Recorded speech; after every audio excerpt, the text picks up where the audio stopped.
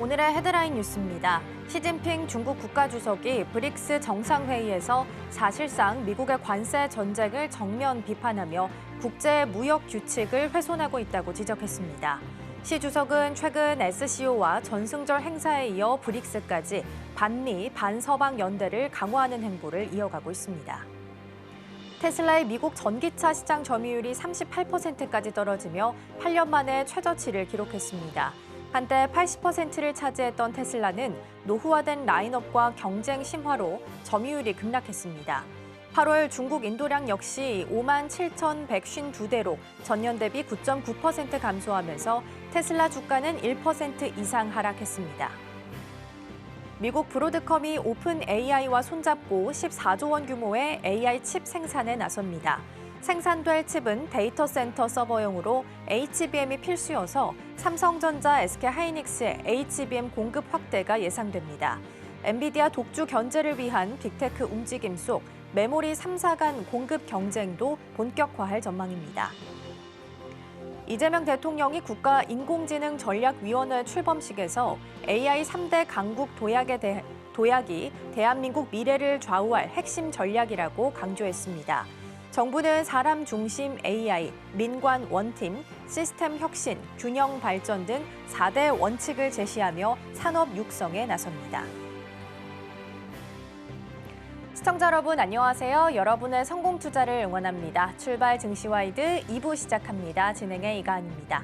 어제 뉴욕 증시는 상승하면서 마감했습니다. 강보합 정도였고요. 지수는 상승했지만 사실 하락한 종목의 수가 월등히 많았습니다.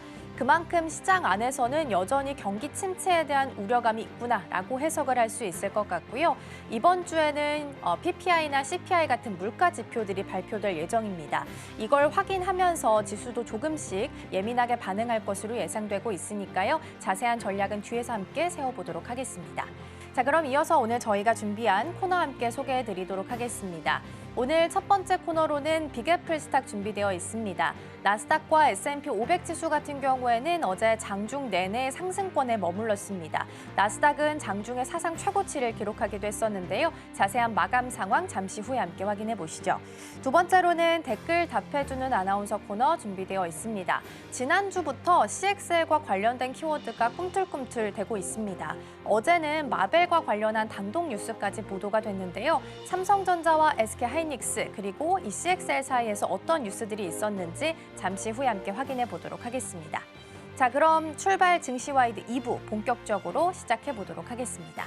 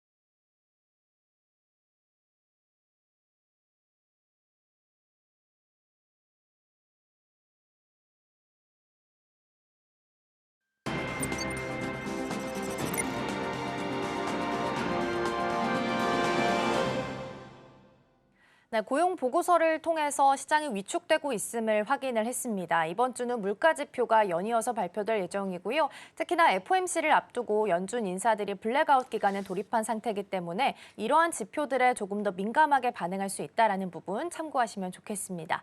자, 오늘 시장 전략도 함께 세워보겠습니다. 오늘 도움 말씀에는 서울경제TV 윤경철 본부장 자리해 주셨습니다. 본부장님 어서 오세요. 네, 안녕하십니까. 네, 오늘도 5가지 경제 키워드 준비되어 있고요. 첫 번째 키워드부터 함께 만나보시죠. 네, 오늘의 첫 번째 키워드는 나스닥 사상 최고치입니다.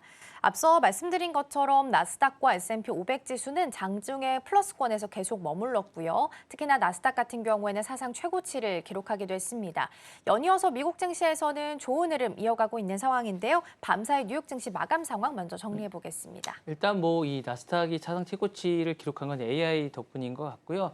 전반적으로 이제 그 많은 종목들이 떨어졌음에도 불구하고 이제 지수가 상승한 건 고용 지표가 일단 부진했습니다. 그에 따른 금리 인하의 기대감에 어떤 상승한 게 아닌가라는 생각이고 숫자로 보면 어쨌든 다우존스 30 산업 평균 지수가 0.25% 정도 올랐고 S&P 500 지수도 0.21% 정도 올랐습니다. 그리고 이제 기술주가 강세인 나스닥은 0.45% 정도 상승했는데 이 전반적인 나스닥을 상승한 건 아마 브로드컴이 아닐까 생각인데 브로드컴은 어쨌든 3.21% 정도 올라가지고 상당히 많이 뛰었다라고 얘기하는데 모두에 말씀하신 것처럼 AI 오픈AI와 함께 이제 뭔가를 만들겠다라는 발표를 했었고 그거와 함께 상승한 게 아닌기라는 생각이 좀 들고요. 덩달아서 엔비디아랑 아마존이랑 마이크로소프트 동반 상승하며 시장을 견인했습니다. 많은 이유가 있겠지만 아마 금리 인하에 대한 기대가 좀 있는 것 같아요. 말씀하셨던 대로 이제 PPI가 오는 11일 그리고 CPI가 12일 날 발표되는데 이 부분에 대해서 고용 지표가 부진하게 나오면서 이제 전반적으로 많은 금리 인하 기대가 사실 펼쳐지고 있고요. 올해 안에 최대 3차례 추가 인하가 제기되고 있고 베이비 컷이 아니라 이제 빅컷이 이제 이루어질 수도 있다라는 그런 기대감에 따라서 이런 것들이 아닌가라는 생각이 들고 물론 이제 변수는 있습니다. 말씀하셨던 대로 이제 PPI랑 CPI가 발표되는데 12일 날 발표되는 게 각각 이 부분에 이제 상승될 것으로 이제 예기되고 있습니다. 그래서 만약 물가가 예상보다 높게 나오면 인하 속도가 좀 더 조절되지 않을까라는 생각도 있습니다. 그래서 전문가 의견도 좀 다양한데요. 도이치방크는 비침체 국면에서 금리 인하는 S&P가 2년 내 최대 50%까지 끌어올릴 수 있다라고 이제 분석을 하고 있고 반면 이 부분에 대해서 모건 스탠리는 단기 변동성은 불가피하지만 연발 강세가 가능성하다고 하고 이제 이야기를 하는데 어쨌든 9월이 원래 잘 안 나오는 달입니다. 그럼에도 불구하고 지금 많이 나오고 있는 약간 이유는 여러 가지 이유가 있겠지만 S&P 500 지수 편입 소식이 강한 모멘텀을 불러일으키는 게 아닌가라는 생각이 들고 무엇보다 이제 금리 인하와 덩달아서 트럼프의 세금 정책이라든가 이 채권 수익률이 하락하면서 이런 것들이 견인하고 있는 것이 아닌가라는 생각이 듭니다. 네, 전반적인 마감 상황 먼저 살펴봤습니다. 금리 인하에 대한 기대감이 좀 높아지고 있고요. 시장에서는 0.25bp씩 인하한다 하더라도 올해 남아있는 3번 정도 인하하지 않을까라는 새로운 의견 또한 나오고 있는 상황입니다. 9월에 만약에 금리 인하가 실제로 시행되게 된다면 가장 수혜를 받은 업종은 어디로 예상을 좀 하고 계실까요? 금리에 제일 예민한 업종은 아마 은행이 아닐까라는 생각이 들어서요. 은행 업종이 이제 대출 수요가 늘어날 것 같습니다. 그러니까 대출 수요가 늘어나고 그럼 돈 쓸 게 많기 때문에 이제 뭐 경기가 활성화될 것이라는 예상이 있기 때문에 은행은 무조건 돈을 빌려줄 겁니다. 그리고 돈이 많이 빌려줄 수 있게 될 거고 사람들은 돈에 대한 어떤 빌림에 대한 욕구가 있기 때문에 은행 업종은 어쨌든 대출 수요가 늘면서 실적 개선이 기대가 됩니다. 그래서 이 부분을 아마 금리 인하에 맞춰서 아마 이 투자를 하시면 좋을 것 같은 생각이 좀 들고요. 제약 바이오 업종은 이제 연구 개발 비용이 조달이 쉬워지면서 신약 개발인가 M&A가 좀 되고 있고 최근에 GLP-1이라는 이 상품에 대해서 다양한 상품들이 나오고 있기 때문에 이 부분에 아마 속도가 붙을 수 있지 않을까라는 생각이 듭니다. 덩달아서 이제 건설 업종 역시 금리 부담이 줄어들면서 주택 시장에 대한 수요라든가 이런 것들이 이제 많이 되기 때문에 여기도 아마 이제 혜택을 좀 받게 되지 않을까라는 생각이고 또 하나는 지금 최근 들어서 이제 AI 붐을 타고 자동차라든가 반도체 같은 제조업도 자병지박적인 걸 고려할 때 금리 인하 수혜를 좀 받지 않을까라는 생각이 듭니다. 다만 이제 그 달러 약세와 채권 금리 하락이 원하는 영향을 좀 미칠 수 있을 것인데요. 금리에는 보통 달러 가치를 낮추는 요인으로 어쨌든 작용을 하게 됩니다. 이제 달러 약세가 이제 신흥국의 통화 강세라는 걸 불러오기 때문에 우리나라는 이 부분에 대해서 아마 긍정적이지 않을까. 그럼 우리도 투자할 때 긍정적인 수출 기반의 어떤 산업들에 대해서 약간 투자할 때 참고하시면 좋을 것 같고요. 동시에 이제 채권 금리 인하는 안전자산의 매력이 줄어들기 때문에 이 안전자산 관련된 종목이라든가 이런 것들의 투자는 약간 신중하실 필요가 있지 않을까라는 생각이 듭니다. 이제 마지막으로는 글로벌 자금의 흐름입니다. 미국뿐만 아니라 많은 주요 국가들이 동시에 금리 인하 기조를 보이면서 유동성 확대가 될 우려가 있기 때문에 아시아나 이제 신흥국가 우리나라 같은 게 투자 자금 유입이 본격화되기 때문에 증시가 좀 하락일 가능성이 상당히 높습니다. 특히 한국같이 이제 수출 중심의 경제 구조에서는 이런 부분이 더욱 두드러질 가능성이 있기 때문에 투자하실 때 이런 부분에 좀 더 유의하실 필요가 있지 않을까라는 생각이 듭니다.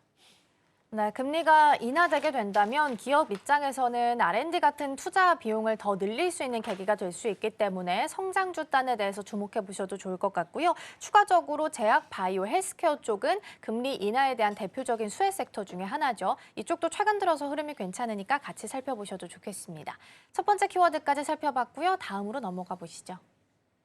네, 두 번째 키워드입니다. 투자하라더니 체포라니 키워드이고요. 어제 말씀드린 대로 이제 미국에서 대규모 한국인 구금과 관련한 이슈가 있었습니다. 그리고 물론 교섭은 마무리가 됐다라고 하지만 여전히 남아있는 문제들이 좀 있긴 하거든요. 어떤 내용들 확인해 볼까요? US 오픈 대회가 끝난 다음에 트럼프 대통령이 이 부분에 대해서 이제 충분히 자신이 인지하고 있고 뭐 투자라든가 이런 것들에 대해서는 큰 문제가 없을 것이라고 이야기는 하고 있습니다. 근데 국내에 어쨌든 많은 기업들이 제도적 모순이라든가 이런 것에 대해서 정책에 대한 모순을 지적하고 있습니다. 이제 트럼프 행정부가 한편으로 이제 한국의 대규모 투자를 독려하면서도 다른 한편으로 강경한 이민 정책을 밀어붙이는 건 이중적 태도라고 할 수 있겠죠. 그러니까 트럼프 대통령도 처음에는 이 부분에 대해서 뭐라고 했다가 나중에 US 오픈 끝나고 나서는 이게 오해에 비롯된 것이고 많은 것들이 있고 투자는 그대로 이루어질 것이다라고 얘기를 했지만 투자는 우리나라 입장에서는 기분이 나쁠 수밖에 없습니다. 그래서 이 부분은 향후에 많은 문제가 될 것 같은 생각이 좀 있고요. 한미 양국 관계에서도 어쨌든 부담으로 작용할 수밖에 없습니다. 불과 며칠 전까지만 해도 양국 정상이 5천억 달러 규모의 추가 투자하고 동맹 관계를 약속했는데 이게 대표적인 어떤 이민 단속에 대해서 한국이 표본이 될 필요가 있을까? 그게 일단 상당히 기분이 나쁘다라고 얘기할 수 있을 것 같고요. 이런 것들이 어쨌든 뭐 동맹 관계를 약속했는데 곧바로 대규모 단속이 발생하면서 공급망 협력에 이제 긴장 관계가 형성되지 않을까. 그리고 대기업에 관한 많은 사람들이 사실상 지금 부글부글 끓고 있는 상태라고 할 수 있을 것 같은데 뭐 우리나라 국민들이 많은 체포되고 이런 부분들이 어쨌든 많은 복면들이 보여지는 모습, 이 부분들이 과연 옳은 것인가, 이게 20세기의 지금 현대 사회에서 이게 맞는 것인가라는 생각이 들면서 동맹 관계에서 이게 약간 우려가 있지 않을까라는 생각이 들고 현재 이제 한국 정부는 전세기를 투입해서 연행된 국민 송환을 추진하고 있는데 연행됐다는 것도 약간 좀 웃긴 것 같습니다. 어쨌든 외교촌을 통한 수습에 나설 전망이고 이제 거의 마무리됐다라고 하지만 잘 됐습니다. 근데 향후에 이게 재발될 수밖에 없는 그런 구조를 갖고 있고 비자 절차 개선이라든가 우리가 취업 비자가 열악합니다. 열악하고 다른 나라랑 싱가포르랑가 페루 같은 데에 비해서 열악한데 이런 거에 대한 제도 개선이 빨리 되어야 되지 않을까. 그리고 이제 현장의 목소리를 정부가 빨리 받아들여서 뭔가 제도 개선이 되어야 될 것 같고요. 인력 파견 시스템도 정비가 되어야 될 것 같은 목소리가 나오고 있으면서 이게 어쨌든 일하겠다고 하는데 그런 도움을 주지 못하고 투자하겠다고 하는데 한쪽에서는 이게 방지를 못하고 이렇게 계속 이제 단속을 한다면 상당히 향후에 문제가 되지 않을까라는 생각이 듭니다.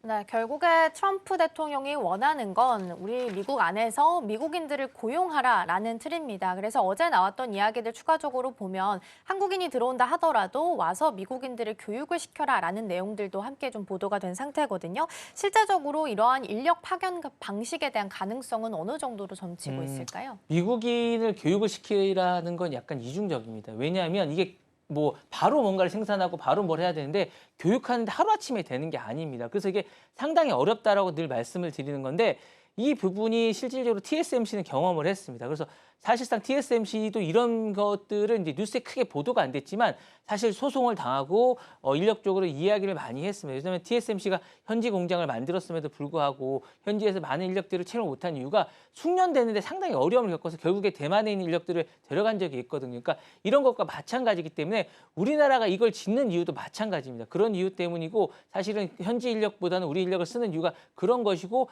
사실은 이런 인력들이 많지가 않습니다. 현지에. 그래서 투자에 대한 인력이 잘 교육된 인력들이 없기 때문에 우리나라든가 주변에서 모아서 가는 이유가 그런 이유이기 때문에 그렇기 때문이거든요. 사실 그래서 현지 고용에 대한 문제는 다른 이슈입니다. 천천히 해야 되고 바로 이루어질 수 없다라고 말씀드리고 싶고 그렇다 보면 이제 비자 문제에 대한 변화 가능성이 있어야 되지 않을까라는 생각이 듭니다. 한미 양국이 동맹 가능성을 바탕으로 배터리라든가 반도체 전략 산업에 대해서 산업 분야의 맞춤의 인력을 논의할 필요가 있고요. 미국은 캐나다, 멕시코 뭐 이런 부분에 대해서 특별 근로 제도라든가 이런 비자 제도를 하고 있는데 한국도 이런 유사한 모델을 할 필요가 있다라고 말씀드리고 싶습니다. 다만 트럼프 행정부가 이제 강경 이민 정책에 대해서 정치적 자산을 왜냐하면 내년도 중간 선거가 있기 때문에 하고 있기 때문에 현실적으로 기존의 비자 확대나 산업별 임시 허가제가 더 가능성이 있기 때문에 이런 걸 활용할 가능성도 있습니다. 그래서 이런 것들을 빨리 해줄 필요가 있지 않을까라는 생각이 있고요. 한국 기업에 대해서 한국 기업들도 전략적 변화가 좀 필요합니다. 지금까지는 본사에서 대규모 인력 파견을 이제 해서 현장 관리를 해왔다면 앞으로는 현지에서 어떤 비중을 좀 높일 필요가 좀 있지 않을까라는 생각이 들고요. 이런 문제가 이제 두 개 비자 문제와 병행되어야 될 것 같은 생각도 듭니다.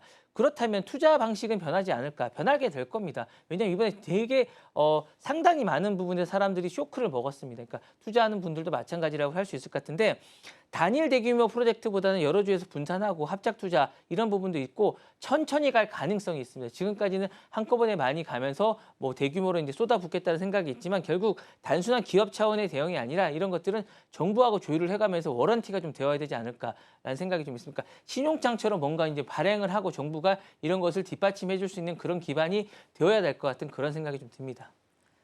네, 투자를 약속한 상황에서도 이러한 구금이 이루어졌기 때문에 문제가 좀 되고 있는 것 같고요. 여전히 교섭이 마무리됐다고는 하지만 인력 파견 방식에 대한 여러 가지 문제들이 좀 남아있다라는 부분에 대해서 언급 주셨습니다. 두 번째까지 살펴봤고요. 세 번째 키워드 만나보시죠. 네, 다음 키워드는 오펙 플러스 전격 증산이고요. 오펙과 러시아 등 주요 산유국 연합체가 오펙 플러스죠. 오펙 플러스가 지금 다음 달부터 석유 생산을 늘리겠다라고 이야기했습니다. 공급단이 늘어나면 당연히 유가 가격은 떨어질 수밖에 없는 상황인데요. 전반적으로 에너지 시장에 대한 긴장감이 높아지고 있습니다. 내용들 먼저 확인해 주시죠. 정확하게 시작하셨는데요. 이제 산유국 연합체 오펙이죠. 이제 2월 10월부터 이제 하루에 13만 7천 배럴을 추가 생산한다고 얘기했습니다. 이렇게 추가 생산하면 당연히 이제 에너지 가격은 떨어지게 되겠고 이게 이제 우리 정유 시장에 미치는 영향 그리고 자동차를 사용하시는 분들이 어떻게 될지 좀 더 지켜봐야겠지만 이게 지난 4월부터 이어오는 감산 기조를 이제 되돌리는 겁니다. 그래서 약간 의미가 좀 있을 것 같고요. 사실상 감산 해조의 어떤 신호가 읽힌다고 할 수 있을 것 같은 생각이 듭니다. 전략적 배경은 이제 시장 점유 회복이 아닐까라는 생각이 들고 오펙이 이제 이 부분에서 아마 러시아산 석유라든가 이런 부분에서 자신들의 시장을 회복하겠다. 왜냐하면 러시아가 이제 전쟁이 계속 길어지면서 러시아산 석유가 상당한 부분을 차지하고 있기 때문에 이 부분에 대해서 사우디아라비아가 이번 결정은 산유국 내 리더십을 강화하고 경쟁기국 대이죠. 러시아를 경쟁하는 겁니다. 그래서 우위를 확보하려는 의도가 좀 있을 것 같은 그런 생각이 듭니다. 사실 러시아산 석유에 대해서 미국이 제재를 하고 있지만 인도라든가 중국에서 이 부분을 거의 말을 듣지 않고 있기 때문에 이 부분이 아마 러시아가 이제 사우디가 단독으로 움직이는 게 아닌가라는 생각이 좀 들고요. 이번 증상 규모는 그렇게 크진 않습니다. 실제 이제 어쨌든 뭐 시장에 공급되는 양이 더 적을 수 있다는 전망도 나오고 있지만 상징성이 상당히 크지 않을까라는 생각이 들고 올해 국제 유가는 이제 올해 들어서 10에서 15% 하락했지만 이번 발표로 더 소폭 약간 이런 부분이 보일 가능성이 있고 일부 수요가 우려가 이제 완화됐기 때문에 시장 기대치가 이제 조정되지 않을까라는 생각이 있습니다. 마지막으로 이제 약간 이제 주목할 점은 미국 세일 업계인데 오펙의 증산과 세일 업계 그러니까 이 석유를 관리하는 이 업체가 기본적으로 투자 심리를 위축시킬 수 있고 사우디가 동아시아를 겨냥해서 원유 판매를 인하할 수 있기 때문에 이 부분도 투자에 유의하셔서 아마 투자를 하시는 게 좀 좋지 않을까라는 생각이 듭니다. 네, 오펙 플러스의 증산에 대한 부분은 수요와 공급의 이슈가 맞물리면서 가격이 하락을 하는 거고 추가적으로 트럼프 대통령도 유가와 관련해서는 $60까지 떨어질 가능성에 대해서 이미 이야기를 한 바가 있기 때문에 앞으로 가격이 하락할 가능성이 조금 더 높은 상황이 아닐까 싶기는 합니다. 자, 그러면 이런 변동성이 커진 상황에서 한국 기업들은 어떤 에너지 조달 정책을 취해야 될까요? 한국은 좋을 것 같습니다. 제가 볼 때 원유 수입 비용이 이제 어쨌든 줄어들 수 있기 때문에 단기적으로는 공급 확대가 되지 않을까라는 생각이 들고 유가 안정화될 가능성이 좀 있습니다. 지금 어쨌든 뭐 계속 기름값이 왔다 갔다 하기 때문에 좀 불안하고 이게 투자를 해야 될지 말아야 될지 뭔가 산업이 뭔가를 해야 될지 모르겠는데 원유 의존도가 사실상 우리가 90% 넘지 않습니까? 그러니까 한국 입장에서는 수입 비용 절감 효과가 나고 다만 이게 증산이 크게 크지가 않습니다. 그래서 이 부분이 중동 정세와 미국 세일 업계 움직임 그리고 세계 경기 둔화와 맞물릴 경우 오히려 이제 변동성 확대가 되면 있기 때문에 이 부분은 이제 주의해서 보셔야 될 것 같고 다만 이제 석유를 많이 쓰는 인도라든가 이제 중국이 러시아산 쪽으로 많이 하기 때문에 이 부분은 상당히 영향은 있을 수 있다라고 말씀드리고 싶습니다. 그리고 정유업계는 기회와 동시에 부담으로 작용할 수 있을 것 같은 생각이 듭니다. 유가가 일전식으로 낮아지면 정유 마진이 개선돼서 이제 SK 에너지라든가 뭐 GS 칼텍스나 SO일 같은 국내 정유업체에서는 긍정 정유라고 할 수 있습니다. 그런데 글로벌 정유사도 이제 생산을 늘릴 경우에 제품 가격이 떨어질 수 있기 때문에 마진율이라든가 이런 부분에 대해서 어떻게 될지는 좀 더 지켜봐야 되지 않을까라는 생각이고요. 석유업계에는 이제 원재료인 납작 가격이 안정적으로 이제 되면서 비용이라든가 이런 게 줄어들게 해서 화학 관련된 이런 업종들은 아마 좀 더 안정적으로 이제 수급을 받을 수 있지 않을까라는 생각이 들면서 경기 둔화로 이제 최종 이제 수요가 줄어들 수도 있지만 이런 부분들을 유의하셔서 아마 이제 유가 안정에도 불구하고 실적 개선이 제한될 수 있다는 점을 아마 좀 초점을 맞춰서 이제 투자하시는 게 좋을 것 같은 그런 생각이 듭니다. 네, 오펙 플러스 증산과 관련된 키워드 그리고 한국 기업에 미치는 영향까지 함께 살펴봤고요. 네 번째 키워드 만나보도록 하겠습니다. 네, 오늘의 네 번째 키워드입니다. 코로나 사망 120만 명이고요. 최근에 코로나19 환자 수가 좀 늘고 있다고 하죠. 그리고 미국 내에서 코로나19 사망자 수가 지금 120만 명에 이른다라는 통계가 나왔는데요. 이에 대해서 케네디 주니어 보건장관이 잘못된 데이터다라면서 정면으로 부정하고 나섰습니다. 어떤 내용인지 먼저 살펴보겠습니다. 미국에서 이제 최근에 또 코로나가 좀 나오고 있나 봐요. 그래서 어쨌든 이 부분에 누적 사망자가 120만 명이 달한다는 보고를 했습니다. 그러다 이제 보건당국이 이제 장관이 있죠. 이제 로버트 F. 케네디 주니어가 상원 청문회에서 이 통계를 정면으로 반박했습니다. 이 어쨌든 로버트 케네디 주니어는 원래 백신에 대해서도 맞지 말라고 이야기하는 백신 무해론자라고 말씀드릴 수 있을 것 같은데 그러다 보니까 이 부분에서 더욱 못 믿다라고 할 수 있는 것 같고요. CDC죠. 이제 미국 질병통제예방센터가 사망자 수를 사후 분석과 초과 사망자 수를 통계해서 추정해야 하는 건데 전문가 사이엔 이 부분이 합리적인 추정치를 받아들이고 있는데 보건장관이 이걸 이제 부정하고 있으니까 문제가 되고 있고요. 다만 케네디 이제 장관은 청문회에서 얼마나 많은 사람들이 죽었는지 아무도 모른다라고 이야기하고 CDC 데이터를 못 믿겠다고 하는데 사실 CDC 데이터를 못 믿으면 어떤 걸 믿어야 될지 잘 모르겠습니다. 그래서 이런 부분이고 약간 이게 음모론까지 이제 나오고 있기 때문에 보건장관이 과연 이렇게까지 음모론을 하는 게 맞는가라고 이야기가 나오고 있고 문제는 이제 그의 발언이 단순한 개인 의견이 아니라는 겁니다. 지금 차원에서는. 그전까지는 개인으로 이야기하고 한 정치인으로 얘기할 수 있겠지만 정부 최고 보건 책임자의 입에서 나왔다는 게 이제 문제가 되고 있고요. CDC의 이제 과학적 객관성이나 보건 정책에 대한 신뢰가 흔들릴 수 있다라는 거죠. 어제 수장이 이렇게 얘기했기 때문에 자기가 데리고 있는 통계 단체가 이 부분을 못 믿겠다고 이야기를 하면 누굴 믿어야 되겠냐. 정부의 어떤 발표를 어떻게 믿어야 되는 거고 특히 백신 권고 체계까지 동시에 문제를 삼고 있기 때문에 공공보건 시스템 전반에 이제 불필요한 어떤 오해를 불러일으킬 수 있는 발언이라는 점 그리고 개인 의견이 아니라는 점이 문제가 되고 있고요. 청문회 이후에 CDC의 어떤 내용을 나올지는 아직 나오지 않고 있습니다. 다만 국민의 신뢰도가 그만큼 많이 떨어졌고 이번 단순히 정치 논란이 아니라 공중보건의 근간을 흔들 수 있는 어떤 화두이기 때문에 좀 더 문제가 되고 있는 게 아닌가라는 생각. 그리고 우리나라의 어쨌든 이 코로나19에 대한 어떤 이 부분의 대응책이라든가 이런 부분도 영향을 미칠 수 있기 때문에 향후에 이 부분은 좀 더 지켜봐야겠지만 지금 이번 발언은 상당한 문제가 있다라고 좀 생각이 듭니다.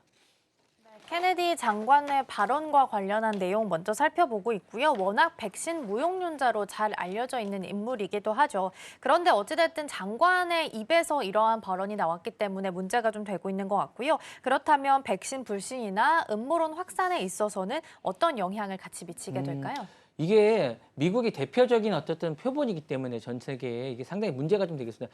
그러니까 공중보건 정책에 혼란이 올 것 같습니다. CDC가 같은 전문기관의 데이터를 부정하고 있습니다. 그러니까 이게 사실은 거의 비슷한 레벨의 이제 수준인데 이걸 행정부 내에서 메시지를 상충되고 있고 국민이 또 누구 말을 믿어야 될까 혼란에 빠질 수 있기 때문에 이로 인해서 이제 마스크를 착용한다든가 백신에 맞는다 이런 부분들이 안 하게 될 가능성이 있고 왜냐하면 아니 최고 수장이 그렇게 얘기했는데 굳이 우리가 이걸 왜 얘기를 해야 되느냐라고 이제 얘기할 수 있다라고 말씀드릴 수 있고요.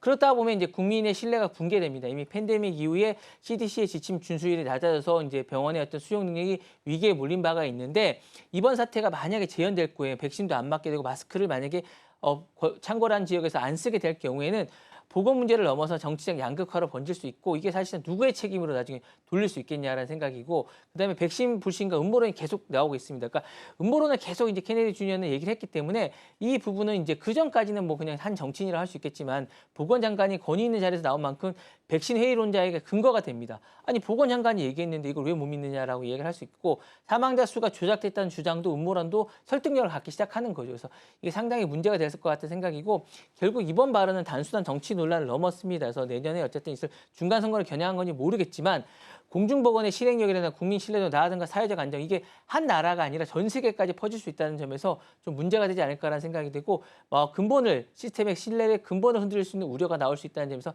참 문제가 아닐까라는 생각이 듭니다. 네, 일단은 장관의 발언이기 때문에 신뢰성이나 이런 부분에 있어서 불신을 좀 야기시킬 수 있겠다라는 부분 언급을 주셨습니다. 마지막 주제 넘어가서 확인해 보도록 하겠습니다. 네, 오늘의 다섯 번째 키워드고요. 멜라니아의 경고입니다. BBC 보도에 따르면 멜라니아 트럼프 여사가 지난주 목요일에 백악관에서 로봇은 이미 우리 곁에 있다라고 언급을 했습니다. 인공지능, 이른바 AI에 대한 긍정적인 그리고 부정적인 부분을 같이 좀 언급을 한 상황인데요. 어떤 내용인지 먼저 살펴주시죠. 이게 이제 만찬 현장에서 이제 얘기를 좀 한 것 같아요. 그전 열리기 전에 멜라니아 여사가 백악관에서 드물게 대중 앞에 서면서 인공지능을 주제로 이야기했습니다. 멜라니아 여사는 다른 것보다 이 인공지능에 관심이 많습니다. 특히 이제 복제나 이런 것들에 상당히 관심이 많고 문제점을 상당히 많이 하고 있고 리벤지 포르노라고 있죠. 그런 부분에서도 이제 홍보를 할 정도로 상당히 문제가 있다고 지적하고 있는데 그날 발언 이렇습니다. 로봇은 이미 우리 곁에 있고 미래는 더 이상 공상과학이 아니라면서 AI 현실성을 유기하면서 또 경고도 하기도 했고요. 이 부분에서 이제 AI는 우리 아이처럼 소중하게 다뤄야 된다라고 표현을 했고 초기 단계에 있지만 책임감이 있는 발전이 필요하다. 그러니까 지금 AI 플랫폼들이 무조건적으로 개발만 할 게 아니라 이 부분에 대비책을 마련해야 된다라고 얘기를 했습니다. 이번 행사는 이제 프레지덴셜 AI 챌린지의 일환으로 마련이 됐고 12살 미만의 학생들과 이제 교사를 대상으로 AI 활용하는 부분에 대해서 이제 교육 리터러시에 대한 확산과 이 부분에 대해서 이제 문제점을 제시하는 거라고 있는데 그날 이해하는 샘 올드만이라는 많은 사람들이 같이 참여를 했습니다. 그래서 이 부분에 대해서 문제점을 얘기를 했었고 긍정과 우려도 있는데 멜라니아 여사에 대한 이 부분에 대해서 약간 우려도 있습니다. 왜냐하면 일부 전문가들은 AI 위협, 특히 청소년 정신건강에 대한 언급이 있지만 이 부분은 향후에도 이제 문제가 될 수 있는 부분이기 때문에 너무 이 부분을 무시하다 보면 AI 발전이 안 될 수도 있다. 라고 경고하고 있기 때문에 이 부분을 잘 해석해서 해야 된다라고 이야기를 하고 있고요.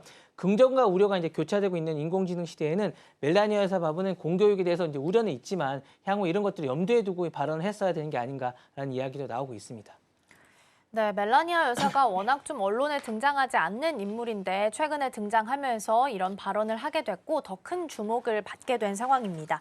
구글이나 마이크로소프트 같은 다른 빅테크 기업들이 대규모 투자를 통해서 교육 시장에 함께 들어오게 된다면 청소년 세대나 공교육에는 어떤 영향을 같이 주게 될까요? 이미 뭐 대학은 무료로 하고 있습니다. 오픈AI라든가 뭐 퍼플렉시티라든가 이런 것 쪽에서 거의 무료로 이제 거의 뭐 하고 있고 공기업도 뭐 1달러 이런 걸 하고 있는데 공기관은 하고 있지만 공기업은 아직 그러니까 공공기업의 어린애들은 아직 하지 않고 있는데 공공정책의 변화가 될 것 같은 생각이 좀 듭니다. AI 리터러시라고 저 이제 인공지능이나 이해력이 읽기, 쓰기, 수학에 이런 부분이 자리 잡을 가능성이 상당히 있습니다. 그래서 이런 부분도 염려가 됐는데 예전에 이제 우리가 이런 경우가 있었어요. 우리가 이제 그 이하운 아나운서 세대는 그런 게 없겠지만 이제 저희 세대 같은 경우는 주산이라고 혹시 아세요?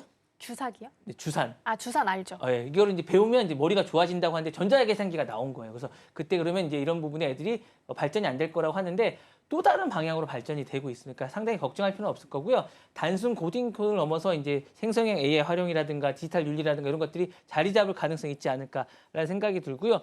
빅테크 기업들의 진입 효과도 클 것 같습니다. 구글이라든가 마이크로소프트라든가 이런 기업들이 학교와 클라우드 AI를 제공하면 공교육에서 현장에 빠르고 이제 첨단 학습 같은 것들이 전환될 가능성이 있다라고 이야기하고 있습니다. 왜냐하면 명분이 있겠기 때문에 아마 가능성이 높지 않을까라는 생각도 있습니다. 물론 우려도 있습니다. 그러니까 어떤 점에 기업 플랫폼에 지나치게 의존할 경우에는 우리가 이제 주산에 관한 이 부분에 대해서 우려했던 것과 마찬가지로 학생의 개인정보 우출이라든가 교육 상업화라든가 이런 게 우려가 되고 애들이 공부를 안 하지 않을까. 모든 것들이 AI에 의존하지 않을까라는 우려도 있습니다. 하지만 이런 것들을 우려에도 불구하고 계속 산업이 발전한 이유는 서로가 이제 균형 있는 접근을 했기 때문이거든요. 그래서 제일 중요한 건 균형 있는 접근이 아닐까라는 생각이 드는데 기술 혁신의 장점을 살리되 데이터 보호라든가 교육 형평성 그리고 이제 교육을 안 할 수 이걸 너무 이게 의존할 수 있는 이런 부분들을 보완만 해준다면 충분히 공교육의 독립성을 어쨌든 지키면서 발전할 수 있지 않을까라는 생각이 듭니다. 그래서 이런 자리는 사실상 의미가 있는 자리라고 생각을 하고 있고 이런 논의는 계속되어야 된다라고 저는 생각하고 있습니다. 네, 멜라니아 여사의 발언을 통해서 AI에 대한 공교육 내용까지 핵심 짚어주셨습니다. 자, 이렇게 해서 5가지 경제 키워드 잘 살펴봤고요. 본부장님과는 여기서 인사 나누겠습니다. 오늘 말씀 고맙습니다. 네, 감사합니다.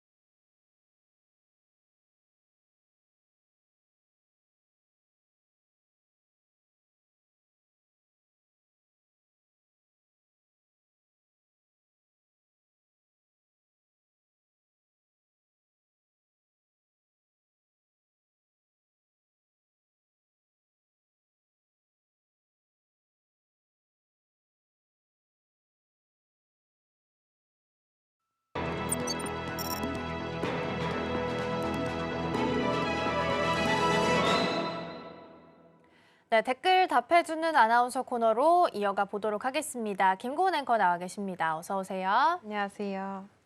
네, 오늘도 댓글들 살펴보면서 투자 고민 해결해 보겠습니다. 첫 번째 댓글 먼저 만나보시죠. 네, 오늘의 첫 번째 댓글입니다. 호환성 검증 끝, 이제 CXL 시대 열리나라는 댓글이고요. 일단 지난주부터 CXL이라는 키워드가 잠시 좀 등장을 좀 하고 있습니다. 그리고 어제 단독 보도로 전해진 내용인데요. 삼성전자랑 SK 하이닉스가 미국의 마벨과 진행했던 CXL 메모리 검증을 통과했다라는 소식이 보도가 됐습니다. 넥스트 HBM으로 지금 CXL이 떠오르고 있단 말이죠. 이런 내용들은 시장에서 어떤 의미로 해석할 수 있을까요? 네, 일단 이번 검증을 통과했다라는 소식이 굉장히 의미가 크게 해석이 되고 있습니다. 지금 삼성전자와 SK하이닉스 그리고 여기에다가 미국의 마이크론까지 지금 세계 메모리 3사가 모두 마벨의 CXL 컨트롤러와 호환성을 확인을 받았습니다. 쉽게 말해서 앞으로 글로벌 데이터 센터들이 안심하고 이 기술을 쓸 수 있는 기반이 마련이 된 건데요. 마벨의 스트럭테라라는 이 장치는 CXL 2.0을 지원하는 컨트롤러입니다. CPU와 메모리를 효율적으로 연결해주는 다리 역할을 하는 부품이다라고 생각을 하시면 되겠습니다. 여기에다가 인텔과 AMD의 차세대 CPU와도 호환성이 확인이 되면서 CPU와 메모리, 이제는 컨트롤러까지 있는 하나의 생태계를 이루게 된 건데요. 삼성전자는 이미 업계 최초로 CXL D램을 선보였습니다. 또 여기에 발맞춰서 SK하이닉스도 발빠르게 양산 준비를 해 나가고 있습니다. 또 마이크론까지 이 자리에 합류를 하게 되면서 이제는 메모리 3사가 모두 참여하는 글로벌 공급망까지 완성이 된 건데요. 결국에는 이번 마벨 검증을 통해서 이제는 CXL 시대가 본격적으로 열릴 준비가 됐다라는 신호로도 해석을 해볼 수 있겠습니다. 네, 지난주 금요일부터 조금씩 꿈틀대기 시작을 했는데 다만 이쪽은 워낙 좀 작은 테마로 움직이다 보니까 연속성을 가져가는 쪽은 아니었는데요. 한 연이틀 정도 일단 추가적인 상승이 나오고 있습니다. 그리고 최근에는 CXL이 넥스트 HBM이다라는 이야기가 좀 나오고 있는 상황입니다. 이렇게까지 주목을 받는 이유는 어디 있을까요? 네, 일단 이 넥스트 HBM이라고 불리는 CXL의 차이점은 무엇에 강점이 있느냐에 따라서 좀 차이를 둔다고 보시면 될 것 같습니다. 일단 HBM 같은 경우에는 데이터를 얼마나 빨리 처리하느냐, 즉 속도에 집중한 메모리라고 생각을 해보시면 되겠고요. 반면 CXL 같은 경우에는 데이터를 얼마나 효율적으로 나눠 쓰느냐에 초점이 맞춰져 있습니다. 쉽게 말해서 HBM이 고속도로를 넓히는 거라면 CXL은 차선을 나누고 공유를 해서 교통체증을 줄이는 개념이라고 보시면 되겠습니다. AI 연산을 담당하는 GPU는 속도가 빨라야 하지만 그 옆에 붙어있는 메모리가 금방 꽉 차버리는 문제가 생깁니다. 이때 CXL을 쓰게 된다면 여러 서버의 메모리를 하나로 묶어서 부족한 곳에는 빌려주고 또 남는 곳은 나눠 쓸 수가 있습니다. 결국에는 이 CXL로 인해서 전체 데이터 센터의 효율성이 크게 올라갈 수가 있는데요. 이 때문에 업계에서는 HBM은 속도의 혁신이고 CXL은 구조의 혁신이다라는 말까지 나오고 있습니다. 시장 조사 업체들도 글로벌 CXL 시장이 2022년에는 170만 달러로 추산이 됐다면 2028년에는 150억 달러까지 무려 90배 넘게 성장할 거라고 내다보고 있습니다. 특히나 이 가운데 CXL D램이 70% 이상을 차지할 거라는 전망들이 나오고 있는 만큼 앞으로는 시장의 주류로 자리 잡을 가능성이 크다라는 분석입니다. 네, 말씀 잘 해주신 것처럼 CXL 같은 경우에는 기존의 CPU, GPU, 메모리가 각각의 역할을 따로따로 하고 있었다면 이걸 CXL로 하나로 묶어서 필요할 때마다 조금씩 메모리 공간을 확보해가면서 쓸 수 있는 개념으로 보시면 되겠습니다. AI 성능이 높아지면 데이터 양이 더 늘어날 수밖에 없는데 이럴 때 발생하는 병목 현상을 CXL이 해결해주는 역할을 하고 있다라고 정리할 수 있겠습니다. 시장은 이렇게 긍정적으로 바라보고 있긴 한데 아직까지는 이 수요가 그 공급단과 비교했을 때 수요가 여전히 좀 기대에 못 미친다라는 해석들도 있어서요. 이러한 부분들은 어떻게 보고 있을까요? 네, 일단 말씀해 주신 것처럼 아직까지는 CXL에 대한 수요가 그렇게 크지는 않습니다.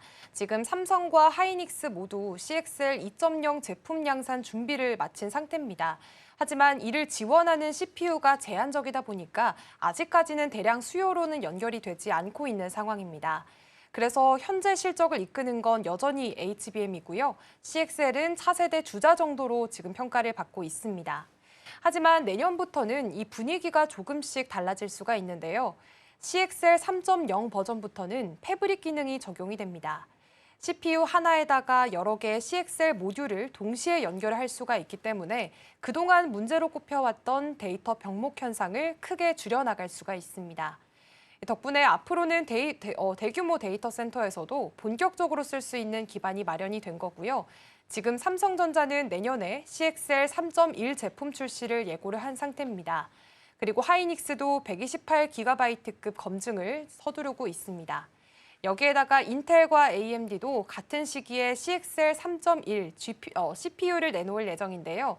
업계에서는 그렇기 때문에 올해까지는 준비 단계고 내년부터는 시장이 본격적으로 열리게 될 것이다라는 전망에 힘을 실리고 있습니다. 네, 올해는 준비를 하고 내년부터는 CXL과 관련한 시장이 개화할 수 있겠다라고 말씀을 좀 주셨는데요. 그렇다면 우리나라에서는 반도체 투톱 삼성전자랑 SK하이닉스가 모두 CXL을 지금 하고 있는 상태이기 때문에 경쟁이 좀 더 치열해질 수밖에 없을 것 같거든요. 두 기업마다 각각 내밀고 있는 장점은 좀 어떤 게 있을까요? 네, 일단 두 회사가 바라보고 있는 목표는 같습니다. 일단 AI 시대 차세대 메모리 시장을 선도하겠다라는 건데요. HBM이 지금은 선도를 하고 있지만 그 다음 주자로 CXL을 꼽고 있는 겁니다. 하지만 이 CXL에 대한 접근 방식은 조금은 다른 모습입니다. 지금 삼성전자는 최초와 프리미엄을 내세우고 있습니다. 업계 최초로 CXL D램을 개발을 했고요. 또 128GB, 256GB급 대용량 제품들도 가장 먼저 준비를 한 상태입니다. 또 내년에는 CXL 3.2를 가장 빠르게 내놓을 계획이기 때문에 고객들에게는 삼성 제품이 안정적이고 앞서 있다라는 이미지를 줄 수가 있겠습니다. 반면에 SK하이닉스는 안정성과 신뢰를 강조하고 있습니다. 96GB 제품을 시작으로 해서 차근차근 128GB급까지 검증을 진행해 나가고 있습니다. 그러면서 지금 대규모 데이터 센터 고객들의 인증을 확보하는 상태인데요. 또 이제 CXL뿐만이 아니라 PIM 같은 다른 차세대 메모리도 동시에 준비를 하면서 앞으로의 수요 변화에 유연하게 대응할 수 있는 포트폴리오를 갖춰 나가고 있습니다. 결국에 이제 삼성은 한 발 앞서서 시장을 여는 개척자 전략이라고 보시면 되겠고요. 하이닉스의 경우에는 철저한 신뢰를 바탕으로 공급망을 구축해 나가는 안정적인 공급자 전략이라고 볼 수가 있겠습니다. 이렇게 지금 두 회사가 경쟁을 하면서도 함께 CXL 시장을 키워나가는 구조가 될 가능성이 크게 지금 점쳐지고 있습니다. 네, CXL과 관련한 내용 먼저 좀 살펴봤고요. 추가적으로 어제 삼성전자랑 SK하이닉스는 오후에 속보도 있었죠. 기존에 있었던 VU, 검증된 최종 사용자 명단에서 제외가 됐다라는 부분에 이어서 추가적으로 이거를 이제 연간 허가 검토제로 바꾼다라는 블룸버그 통신 보도도 있었던 상황입니다. 추가적으로 내용 좀 살펴보시면 좋을 것 같고요. 오늘 프리마켓에서 움직임 보면 삼성전자는 강보합 정도 지켜주고 있고요. SK하이닉스도 0.72% 상승하면서 28만 원 선에 바짝 다가서 있는 모습까지 함께 확인되고 있습니다. 반도체 투톱의 흐름까지 살펴봤고요. 자, 계속해서 두 번째 댓글 화면을 통해서 함께 만나보시죠. 네, 오늘의 두 번째 댓글입니다. 에어차이나가 열어버린 XRP 직항 노선이고요.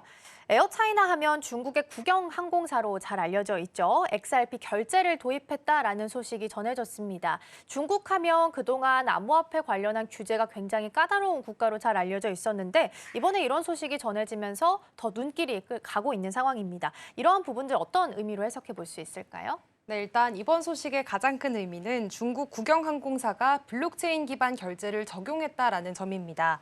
에어차이나의 로열티 회원만 6천만 명이 넘습니다. 굉장히 많은 규모인데요. 앞으로 해외여행에서는 기존 화폐 대신에 XRP로 결제가 가능해졌습니다. 지금 중국 안에서는 여전히 암호화폐 결제가 금지돼 있는 상황입니다. 그래서 이제 이번 서비스 같은 경우에는 중국 내수가 아니라 해외 고객을 겨냥해서 도입을 한 것이다라고 보시면 되겠습니다. 그래서 규제는 지키면서도 글로벌 시장에서는 새로운 결제 혁신을 보여주려는 전략이고요. XRP는 다른 코인에 비해서 결제 특화 기능이 강합니다. 속도도 빠르고 수수료도 낮아서 특히나 국경을 넘는 국제 결제에서는 효율성이 크다라는 평가를 그동안 받아왔습니다.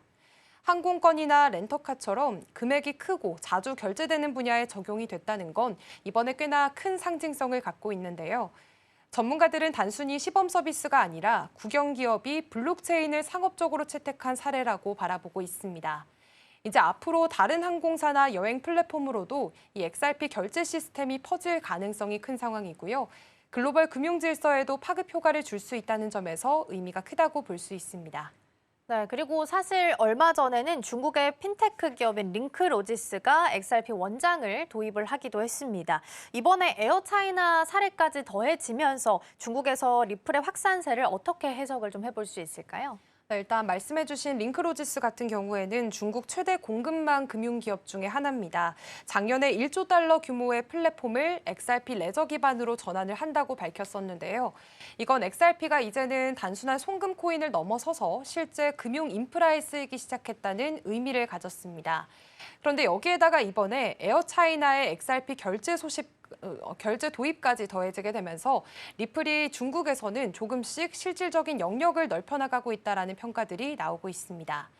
중요한 건 중국 정부가 암호화폐 거래는 막고 있지만요. 블록체인 기술 자체는 적극적으로 육성한다는 점을 주목해 보시면 좋겠습니다.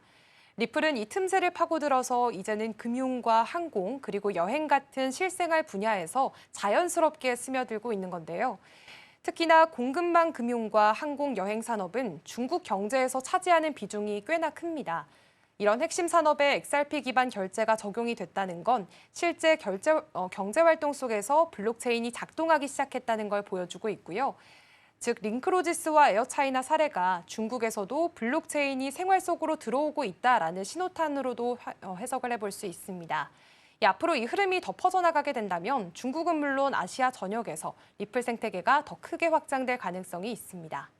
네, 게다가 더불어서 최근에는 모건 스탠리 쪽에서 리플을 국제 송금망, 즉 스위프트의 대안으로 꼽았다라는 보도도 전해지게 됐습니다. 어쨌든 선망받고 있는 세계적인 투자은행이 이렇게 평가를 했다라는 것 자체만으로도 굉장히 큰 의미를 좀 줄 수 있을 것 같은데요. 어떻게 평가하고 있을까요? 네, 일단 모건 스탠리가 리플을 스위프트의 대안으로 언급했다라는 것 자체가 시장의 관심을 끌고 있습니다. 스위프트는 지난 50년 동안 국제 송금의 중심 역할을 해왔습니다. 하지만 처리 속도가 느리고 수수료가 비싸다라는 불만이 늘 있었는데요. 모건 스탠리는 이번에 리플의 블록체인 기술을 쓰게 된다면 결제 비용을 최대 60%가량 줄이고 처리 시간도 크게 단축할 수 있다라고 긍정적인 평가를 내렸습니다. 또 이제 XRP를 활용하게 된다면 은행들이 송금 전에 자금을 미리 묶어둘 필요가 없기 때문에 자본 활용에 있어서도 훨씬 효율적이라고 설명을 했습니다. 보안성과 투명성 부분에서도 기존 시스템보다는 훨씬 낫다라고 봤는데요. 게다가 최근 리플이 스테이블 코인 리플 USD와 온디맨드 유동성 서비스로 사업 영역을 넓히고 있다는 점도 긍정적으로 반영을 했습니다. 이제는 글로벌 결제 인프라의 한 축이 될 수 있다라는 의미로도 해석을 해볼 수가 있겠습니다. 무엇보다 주목할 만한 점은 모건 스탠리처럼 전통 금융의 핵심 플레이어가 이제는 리플을 공식적으로 인정했다라는 사실일 텐데요. 이건 이제 다른 금융기관들의 도입에도 영향을 줄 수가 있고요. 시장에서는 리플의 신뢰도를 한층 끌어올리는 계기가 될 수 있습니다. 결국에 리플은 스위프트와 경쟁을 하면서도 보완제 역할까지 할 수 있는 국제 금융시장의 실질적인 대안으로 계속해서 자리를 넓혀나가고 있습니다. 네, 에어차이나와 링크로지스 같은 다양한 사례까지 잘 살펴봤고요. 이어서 세 번째 댓글 화면을 통해서 함께 만나보겠습니다. 오늘의 세 번째 댓글입니다. 97 대책 덕에 건설주 겨우 숨통 튀었네 라는 댓글이고요. 건설주들이 오랜만에 반등에 좀 성공을 했습니다. 정부에서 특히 수도권에다가 지금 2030년까지 135만 가구를 공급한다라는 계획이 발표가 되면서 건설주가 들썩이기 시작을 했습니다. 일단 어제의 흐름부터 좀 먼저 짚어볼까요?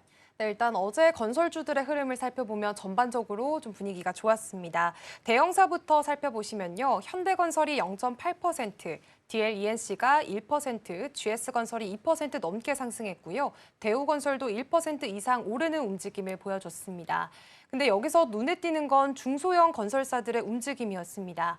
KD는 상한가로 마감을 했고 동신건설은 장중 20% 급등을 했습니다.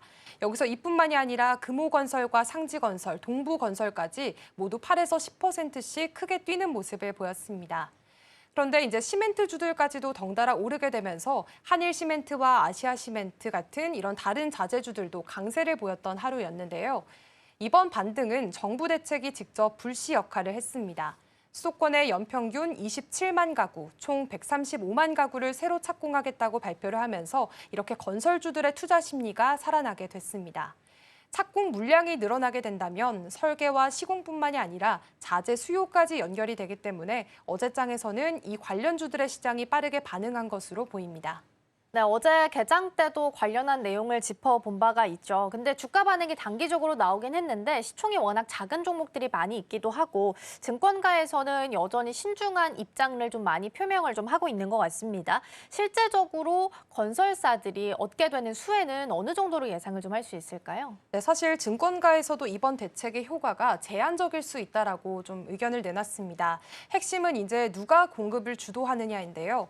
이번에는 민간이 아니라 공공 쪽에 무게가 실렸습니다. 한국토지주택공사가 택지를 민간에 매각하지 않고 직접 시행하는 방식으로 구조를 바꿨습니다. 또 이제 공공임대 재건축이나 유휴부지 활용 같은 사업도 강조가 됐는데요. 이렇다 보니까 민간 중심으로 사업을 하는 대형 건설사들에게는 직접적인 수혜가 크지 않다라는 분석들이 나오고 있습니다. NH투자증권도 공공성이 강조되다 보니까 대형사의 실적 개선 효과는 제한적이라고 언급을 했고요. KB증권은 공급 목표 숫자만 크게 내세운 건 과거에도 있었지만 실행률이 낮았다라고 지적을 하면서 투자자 반응이 둔해졌다라는 평가를 내렸습니다. 또 정부가 여전히 수요 억제 기조를 유지하고 있다는 점도 부담으로 꼽히고 있습니다. 대출 규제가 강한 상황에서 분양시장 회복은 당연히 시간이 걸릴 수밖에 없는데요. 신한투자증권은 정비사업 규제 완화나 민간 택지 공급 같은 활성화 카드가 빠졌다면서 이번 대책만으로는 업종 분위기를 바꾸기는 어렵다고 평가를 내렸습니다. 네, 그러니까 어제의 상승은 단기적인 모멘텀으로 볼 수 있겠다라고 말씀을 좀 주신 것 같고요. 최근에 건설업계 전반적으로 봤을 때는 안전규제를 강화한다든지 노란봉투법이 통과된다든지 여러 가지 이슈가 좀 겹치게 되면서 부담이 좀 커진 상황이긴 합니다. 그럼 앞으로를 내다봤을 때는 어떻게 평가하고 있을까요? 네, 일단 말씀해 주신 것처럼 지금 건설업계가 굉장히 여러 가지 부담들을 안고 있습니다. 정부가 산업재해와의 전쟁을 선언하면서 중대재해처벌법을 강화했고요. 여기에다가 이제 최근에는 국회를 통과한 노란봉투법까지 더해지게 되면서 노무 리스크가 커지게 됐습니다. 신영증권은 앞으로 LH 같은 공공사업 참여가 늘어나게 된다면 건설사들이 직접 지분 투자까지 해야 할 수 있다고 분석을 했는데요. 이 경우에는 건설사들의 재무 부담이 커질 수 있습니다. NH투자증권도 노란봉투법으로 파업 위험이 늘고 공사 지연이나 비용 증가로 이어질 수 있다고 경고를 내렸습니다. 다만 긍정적인 전망도 있습니다. 삼성증권은 착공 물량이 늘면 시간이 지나 입주 물량으로 연결이 되기 때문에 이제 장기적으로는 긍정적이라고 평가를 내렸고요. LS증권은 공공사업 비중이 높은 중견 건설사에게는 오히려 기회가 될 수 있다고 분석을 했습니다. 하지만 앞으로 건설주가 본격적으로 오르기 위해서는 신규 수주 확대라든지 수주 잔고 회전율 개선 같은 그런 근본적인 변화가 필요하다는 게 업계 공통된 시각입니다. 네, 어제 상승은 단기적으로 정부에 대한 기대감으로 좀 오른 거고 장기적으로 봤을 때는 구조적인 제약이 남아있다라는 부분 언급을 주셨고요. 간단하게 프리마켓에 뒤에 건설 있는 종목들 좀 보니까 전반적으로 현재는 강보합 정도입니다. 다만 말씀 주신 것처럼 단기적인 상승에 그칠 수 있기 때문에 또 워낙 시총이 작은 종목들이 많기 때문에 움직임 조심해서 함께 보시면 좋겠습니다. 자, 이렇게 해서 댓글 답해주는 아나운서 코너는 여기서 마치겠습니다. 김곤혜가 오늘 말씀 고맙습니다. 맞습니다.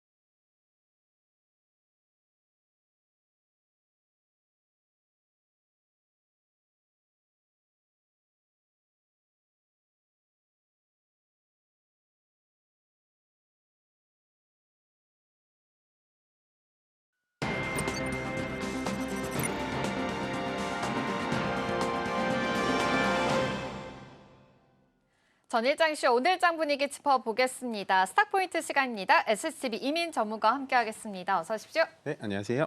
네, 일단 간밤 뉴욕 증시 마감 상황 자세하게 짚어보겠습니다. 3대 지수는 상승으로 마감했습니다. 뚜렷한 상승에 대한 이유는 없었지만 역시나 브로드컴이 계속해서 AI 된 모멘텀으로 끌고 가는 모습이었었는데요. 기술주 중심의 나스닥 지수가 사상 최고가를 또다시 경신했습니다. 올해 들어서만 21번째라고 하니까요. 계속해서 좀 기대해 보시면 좋을 것 같고요. 관련해서 다음 주엔 FOMC 회의가 열리게 됩니다. 금리 인하에 대한 기대감도 같이 있다라는 점 함께 체크를 해보시면 좋겠습니다. 그렇다면 본격적으로 우리 시장 오늘 관련해서 전략들 세워보겠습니다. 어제 우리 시장은 코스피 코스닥 양시장 상승으로 마감을 했죠. 특히나 코스피 시장에서 외국인과 기관의 쌍끌이 매수세가 이어졌습니다. 함께 체크해 보시면 좋겠고요. 이 정책에 대한 모멘텀들 같이 또 깃들어서 여전히 순환매가 계속 이어지고 있다라는 점까지 같이 생각을 해보시면 좋겠습니다. 그렇다면 어제 시장 분위기, 요즘 시장의 분위기부터 먼저 짚어보겠습니다.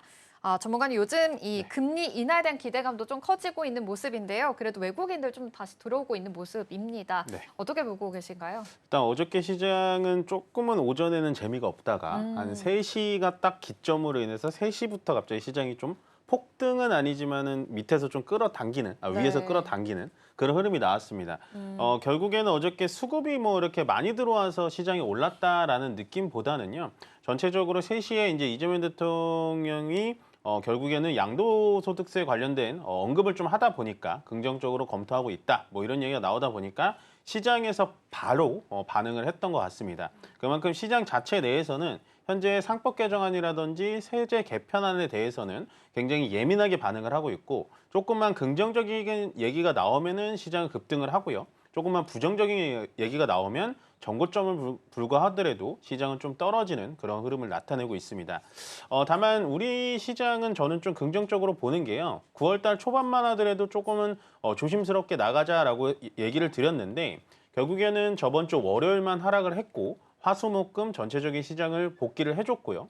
어저께도 시장은 3,200선을 회복한 다음에 계속해서 상승을 해주고 있기 때문에 만약에 지금 현재 이 상태에서 우리나라의 상법 개정안이라든지 뭐 세법 개정안이 조금 긍정적으로 편향이 돼서 긍정적인 모멘텀이 나온다면 저는 좀 욕심 같아서는 9월 달 안에도 3,300포인트를 단기간에 좀 찍을 수 있지 않을까라고 조심스럽게 예측을 해보겠습니다.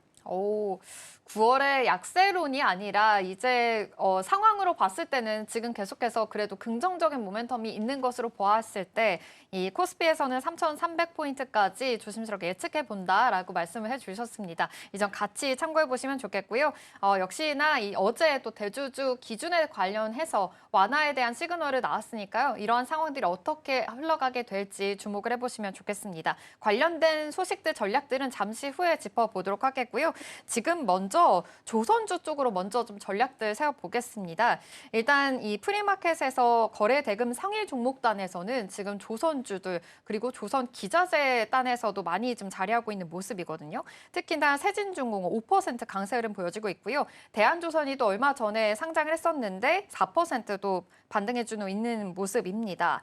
사실 지난주만 하더라도 조선주들 기자재 쪽으로 다시 좀 지지부진한 흐름이 이어지려나 싶었는데 이번 주 들어서 다시 좀 힘을 받고 있는 모습입니다. 이럴 때일수록 어떤 전략들 좀 세워보면 좋을까요? 일단 지금 조선 기자재 쪽이 저번 주부터 상당히 좀 탄력이 좀 좋아요. 거기다가 어저께도 뭐 진짜 가만히 있던 종목들이 막 10% 넘게 올라가고 네. 굉장히 좀 포모 현상을 좀 일으킬 수 있다라고 볼 수가 있습니다. 왜냐하면 조선 기자재에 대해서는 많은 분들이 보유를 하고 있지 않기 때문에 지금에라도 조선 기자재를 좀 사면 되지 않을까라는 생각을 하실 수 있겠는데요. 저는 그 의견에는 좀 전적으로 반대 의견을 드려보도록 하겠습니다. 보통은 조선 기자재가 간다라는 걸 부정적으로 본다라기보다는 조선 테마 자체가 올라가려면 조선의 대형주들, 뭐 하나오션이라든지 현대중공업, 뭐 이런 종목들이 위쪽에서 더 이상 빠지지 않고 버텨주면서 2등주, 3등주들이 같이 올라가면 전체적인 조선 테마들이 같이 좀 긍정적인 분위기가 나올 텐데 현재 분위기가 어떻게 진행이 되고 있냐. 무조건 부정적으로만 본다라는 건 아닙니다만 전체적인 대장주들은 위쪽에서 조금씩 빠져 내려오면서 2등주, 3등주가 올라간다라는 게 약간은 좀 불안한 포인트가 되지 않을까라는 생각을 합니다. 그렇기 때문에 현재 내가 대형 조선주를 갖고 있는데 수익을 좀 내고 있다라는 분들은 어느 정도 저는 수익 실현하시는 게 맞을 것 같다라고 보여지고요. 내가 조선기자재를 좀 가지고 있다라는 분들은 뭐 계속해서 상승을 해주고 있기 때문에 어느 정도 자기의 욕심에 따라서 수익 실현하시는 게 맞다라고 보여집니다. 다만 우리가 여기서 하지 말아야 될 행동들은 뭐냐면 조선기자재가 월요일 그리고 저번 주부터 계속해서 올라간다고 해서 그거를 쉽사리 따라 붙는다라기보다는 내가 갖고 있는 테마가 그래도 또 돌아오는 순환매에 기다리는 장세에 또 올라올 수 있다라고 한다면 굳이 내 종목을 팔고 조선기자재를 사지 마시고요. 전체적으로 뭐 번호표 장세라고도 불리는데 내 차례를 기다리는 그런 좀 차분한 시장 대응 능력을 키워나가시는 게 훨씬 더 좋아 보인다라고 정리를 해드리겠습니다.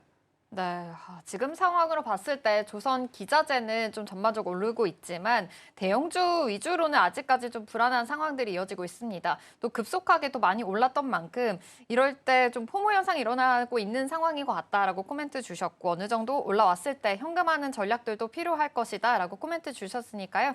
함께 참고를 해보시면 좋겠습니다. 하지만 오늘 시장 안에서는 조선주들, 조선 기자재 전반적으로 좀 훈풍이 돌고 있으니까요. 함께 참고해 보시면 좋겠습니다. 그렇다면 이 밖에 요즘 금리 인하에 대한 가능성이 굉장히 더 높아지고 있습니다. 다음 주가 바로 FOMC 회의가 열리게 되죠. 금리 인하 시그널이 강해질수록 또 같이 탄력을 받는 것이 바로 바이오 종목입니다. 관련해서도 지금 코스닥에서 바이오 종목들 오늘 장 안에서는 좀 순환매가 돌고 있는 모습이기는 하지만 이와 관련해서도 전략들이 좀 필요할 것으로 보입니다. 일단 이 스페인에서는 세계 폐암 학회가 열리고 있는 상황이거든요. 이 안에서에 참가하고 있는 기업들의 모멘텀도 좀 체크를 해보시면 좋을 것 같은데요. 사실 이 폐암 학회라고 하면 폐암의 치료제로 유명한 유한양행이 가장 먼저 떠오르실 것 같습니다. 이 안에서의 이 투자 포인트들 좀 옥석고르가 좀 필요해 보이는데 네. 바이오 종목들 어떻게 좀 보면 좋을까요? 일단 서두에 앵커님이 얘기하셨다시피 금리 인하 기조가 들어오면 가장 수혜를 받는 거는 제약바이오일 수밖에 네. 없어요. R&D 쪽에 대한 비용이 많이 들어가기 때문에 저는 제약바이오는 좀 여러분들 한 포트에 꼭 좀 있으셨으면 좋겠다. 그럴 만한 타이밍이 왔다라고 보여집니다. 그렇기 때문에 현재 제약바이오주들 종목 중에서 뭐 플랫폼 기업들이 상당히 많이 올라가 있고 고점에서 좀 사기 부담스럽다라는 분들도 있으실 텐데요.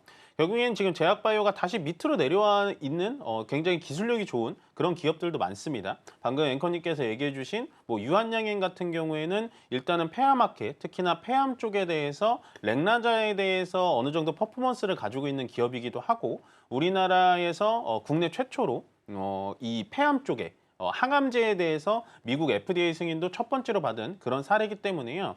만약에 이번에 이 렉나자와 병용요법을 이용해가지고 임상 3상에 대해서 조금 더 긍정적인 효과가 더욱더 퍼포먼스가 나온다면 저는 추가적인 상승력이 충분히 있을 거라고 보여지고요. 현재 전체 시장 분위기 자체는 제약바이오의 굉장히 우호적인 분위기다. 그런 분위기를 그냥 눈여겨 넘기지 말고 지금은 약간은 좀 올라가 있는 조선 기자재 쪽을 따라간다라기보다는 지금에라도 제약바이오를 어느 정도 한 포트를 좀 담가 놓으셔서 제약바이오주들이 다 같이 올라갈 때 계좌를 조금 빨갛게 물들게 할 수 있는 그런 기회지 않을까라고 정리를 해드리겠습니다. 네, 지금 제약바이오 담아가기 좋은 시기다라고도 알려주셨는데요. 아무래도 금리 인하 가능성이 높을수록 수에 대한 섹터다라고 말씀해 주셨고 또 의약품 관세 이슈도 있었는데 지금은 좀 완화 시그널까지 나왔습니다. 같이 생각해 보시면서 바이오 종목들 안에서의 투자 포인트들, 아이디어들 세워보시면 좋겠습니다. 그렇다면 우리 시장 본격적으로 출발하고 돌아오도록 하겠습니다.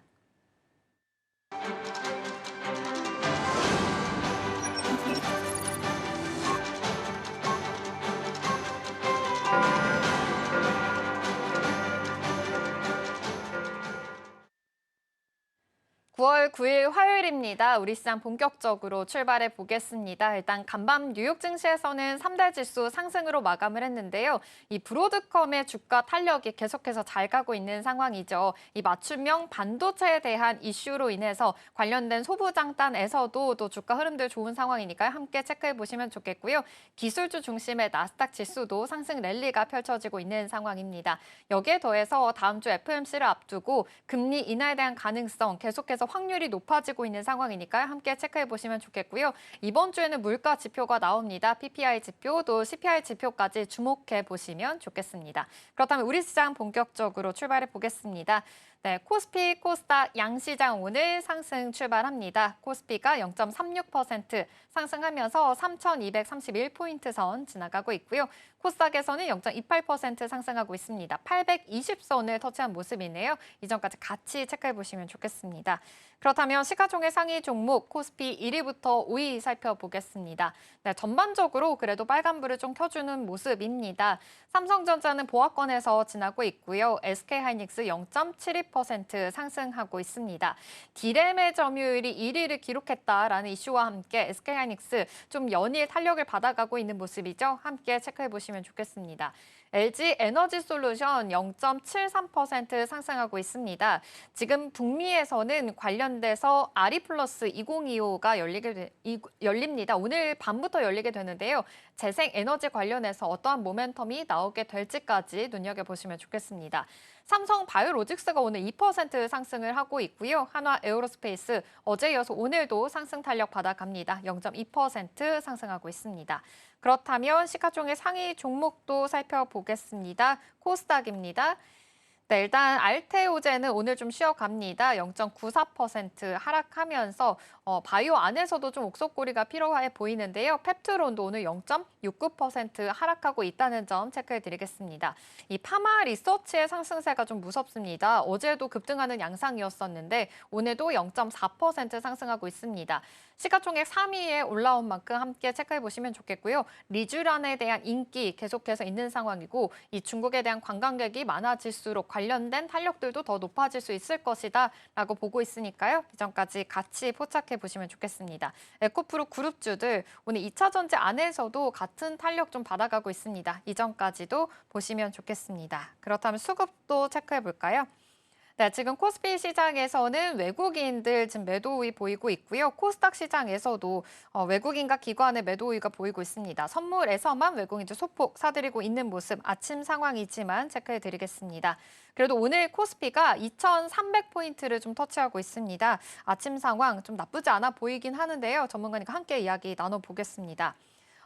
지금 말씀해 주신 대로 사실 이 주가 상승에 대해서 9월의 약세장이 아니라 좀 긍정적으로 보고 있다라고 말씀을 해주셨는데 오늘 상황도 어떻게 보면 좋을까요? 일단은 오늘도 좀 잔잔하게 일단 흘러가고 있다. 시장은 조금은 저는 어떻게 본다면 이제 나스닥은 사상 최고치인데 네. 우리나라는 아직도 사상 최고치 근처에서 머무르고 있다라는 게 어떻게 보면 좀 아쉬운 부분이기는 합니다. 그래서 오늘은 좀 시장이 초반부터 좀 강하게 올라가 주지 않을까라고 예측을 했는데 네. 뭐 그거보다는 강하게 올라가 주지는 않고 있는 것 같습니다. 그렇지만 시장은 요즘에는 오전장과 또 오후장 다르고요. 거기다가 제가 계속해서 말씀드렸다시피 요즘에 수급을 볼 때는 외국인들의 현물 매수보다는 선물 매수와 매도 쪽을 좀 보셔야 된다라는 생각을 하고 있습니다. 그렇기 때문에 뭐 아직은 뭐 9시 3분밖에 되진 않았지만 현재 뭐 선물과 현물 쪽에서 매도를 하고 있다라는 건 일단 오후장까지도 좀 예민하게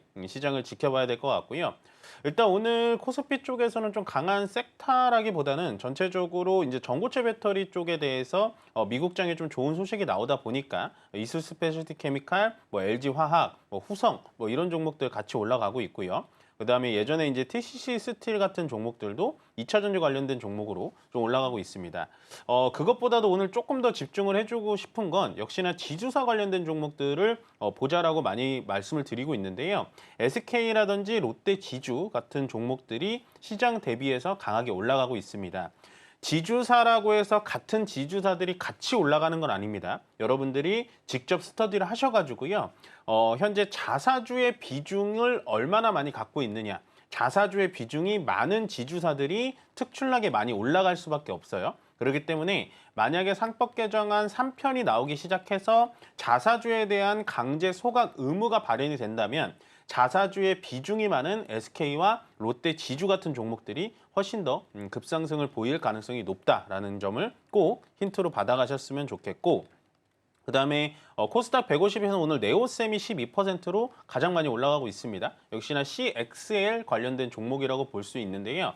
어저께 이제 잠깐 단독 뉴스로 삼성과 SK 하이닉스에서 마벨에다가 CX 퀄 테스트를 통과했다라는 뉴스가 나오다 보니까 어제 사실은 애프터마켓에서부터 이 종목들이 굉장히 좀 좋은 흐름 나타내주고 있다 정도로 정리를 해드리면 좋을 것 같습니다.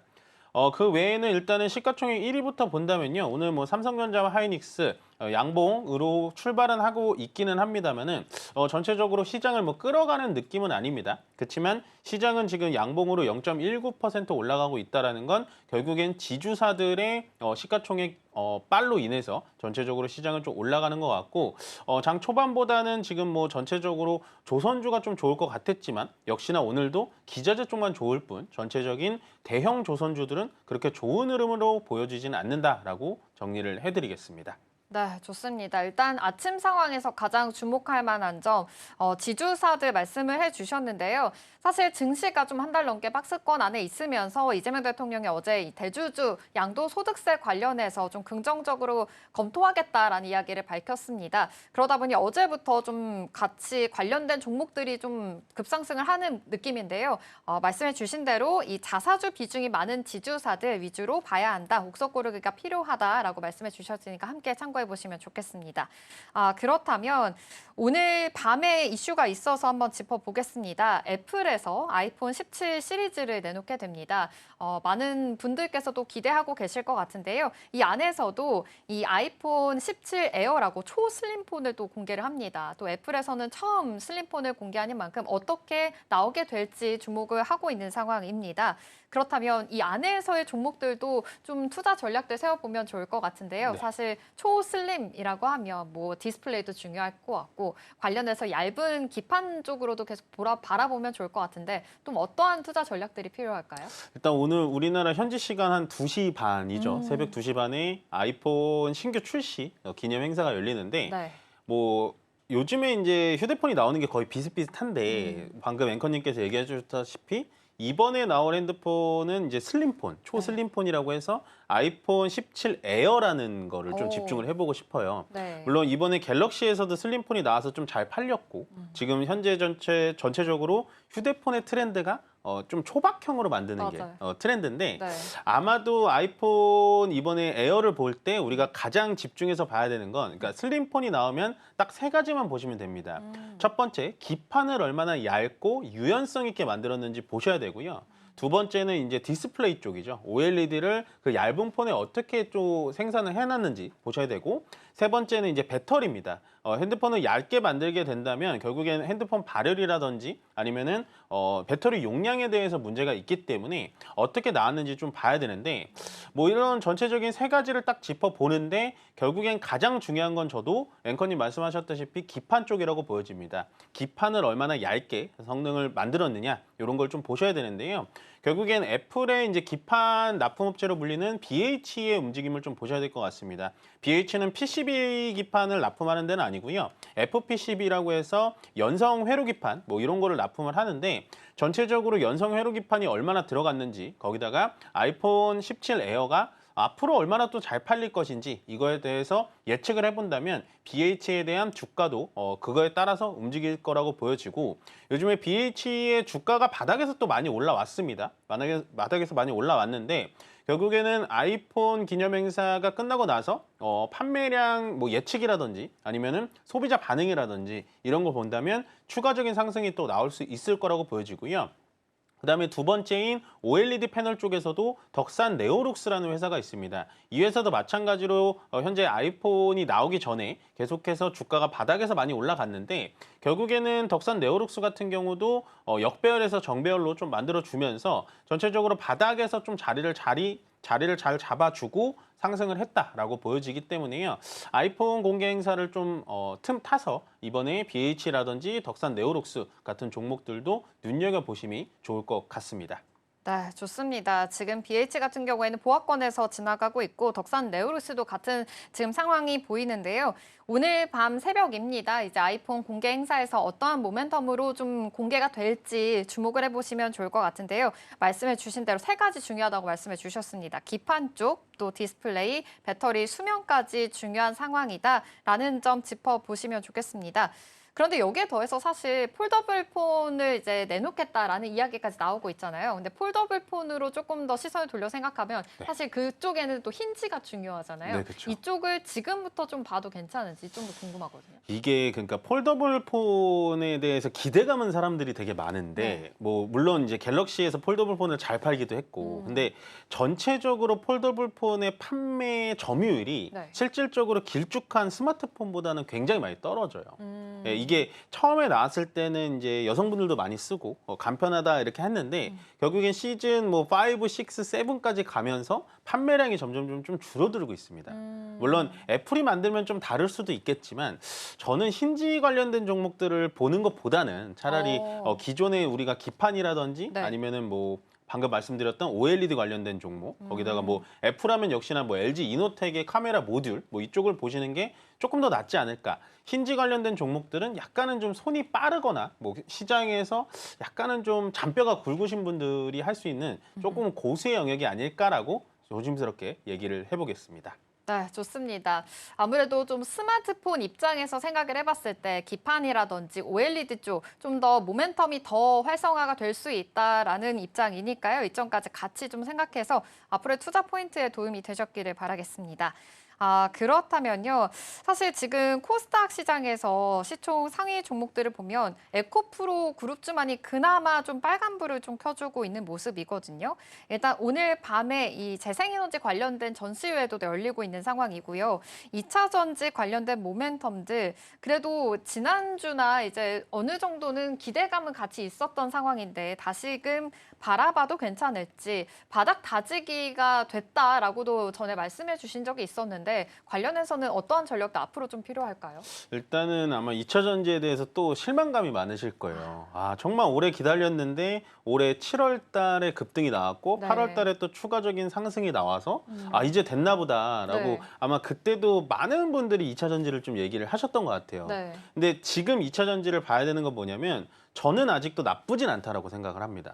다만 2차 전지를 우리가 봐야 되는 건 앞으로 전기차에 들어가는 2차 전지를 만드는 회사 그거는 아직은 아닌 것 같고요. 2차 전지에 대해서는 에너지 저장 장치라든지 네. 아니면 그 에너지 저장 장치에 납품을 하는 LFP 배터리 쪽 이쪽을 보시는 게 훨씬 더 좋아 보인다. 그러니까 지금은 뭐 완성형 배터리를 만드는 그런 업체들을 보기에는 좀 어렵습니다. 같은 분위기를 따라서 7월 달에 올라갔을 뿐 전체적으로 다시 하락을 해주고 있고 거기다가 지금 뭐 테슬라라든지 중국의 비아디의 판매량이 점점 줄어드는 걸 보면 전기차의 수요는 아직도 있기는 한데 그래도 공급이 아직 과잉되지 않았나라고 조심스럽게 좀 예측을 해보고요. 그에 반면에 2차 전지 그러면 아예 보지 말아야 되냐라는 것도 저는 반대인 게 뭐냐면 제가 방금 말씀드렸던 에너지 저장 장치 그리고 그 에너지 저장 장치에 들어가는 LFP 배터리를 만드는 그런 기업들을 보시는 게 좋다. 그만큼 7, 8월 달에 좀 급등이 나왔지만 지금 다시 눌림목 자리에 들어왔기 때문에요. 저는 다른 사람들이 관심을 갖지 않을 때 충분히 지금부터 지켜봐도 괜찮다라는 의견 전달해드리겠습니다. 그래도 여전히 긍정적인 모멘텀 설명해 주셨으니까요. 전기차보다는 LFP 배터리, ESS 분야 쪽으로 투자 포인트들 세워보시면 좋겠습니다. 그렇다면 조금 더 짧게 하나 더 여쭤보겠습니다. 사실 요즘 정책에 대해서 계속 이슈 있는 상황이고 지주사 쪽으로 바라봐야 된다라고 말씀해 주셨는데 건설주들도 같이 모멘텀 가져가고 있는 상황이잖아요. 네. 이 정책에 대해서 이제 다시금 좀 불거지고 있는 상황 속에서 어떠한 전략 포인트들 좀 중요할까요? 요건 조금 짧게 설명드리면 네. 건설주들도 상당히 실망감이 많잖아요. 네. 그리고 너무 지치게 했고 건설, 석유화학, 뭐 유가 뭐 이런 관련된 종목들이 굉장히 처져 있는데 네. 결국에는 지금 이재명 정부가 정부 이제 아파트 계약 건수가 아니라 착공 건수로 인해서 우리가 빠르게 짓겠다라고 네. 하니까 어저께 시멘트들이 많이 맞아요. 움직이거든요. 네. 거기에 따라서 건설주들도 저는 좀 움직일 수 있다라고 보여집니다. 그렇기 때문에 내가 약간은 좀 속도가 늦지만 그래도 올라갈 만한 종목들을 찾을 거야 라는 분들은 저는 건설주도 지금 한 포트에 담아 놓으셔도 괜찮다라고 좀 설명을 드리겠습니다. 좋습니다. 요즘 계속해서 좀 대책과 관련된 이야기들이 나오고 있는 상황입니다. 양도소득세 관련해서도 어떠한 이야기가 나오게 될지 지켜보시면 좋겠고요. 97 대책 안에서도 건선주도 오히려 좀 모멘텀 받아갈 수 있는 상황이고요. 어제부터 좀 시세가 나오기 시작했습니다. 계속해서 바라보시면서 주가 추이들 살펴보시면 좋겠습니다. 그럼 스탁포인트는 여기서 마무리하도록 하겠습니다. SCTV 이민 전문가와 함께했습니다. 고맙습니다. 네, 고맙습니다.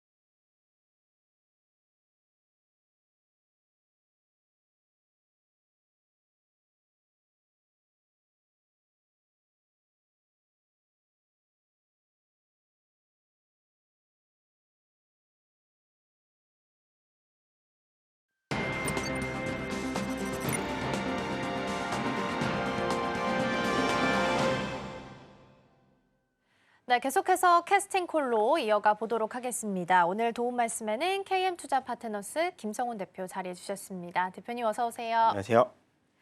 네, 오늘 우리 시장 분위기 먼저 보겠습니다. 3,200선은 뚫어내면서 강보합 코스피 지키고 있고요. 코스닥에서는 817선 현재 지나가는데 수급상으로는 외국인과 기관 모두 양시장에서 현물에서는 일단 쌍끌이 매도가 나오고 있고 선물 쪽에서는 그래도 다행히 플러스권은 좀 찍혀 있는 상황인데 규모가 엄청 크진 않습니다. 한 1,000계약 정도 넘게 들어와 있습니다.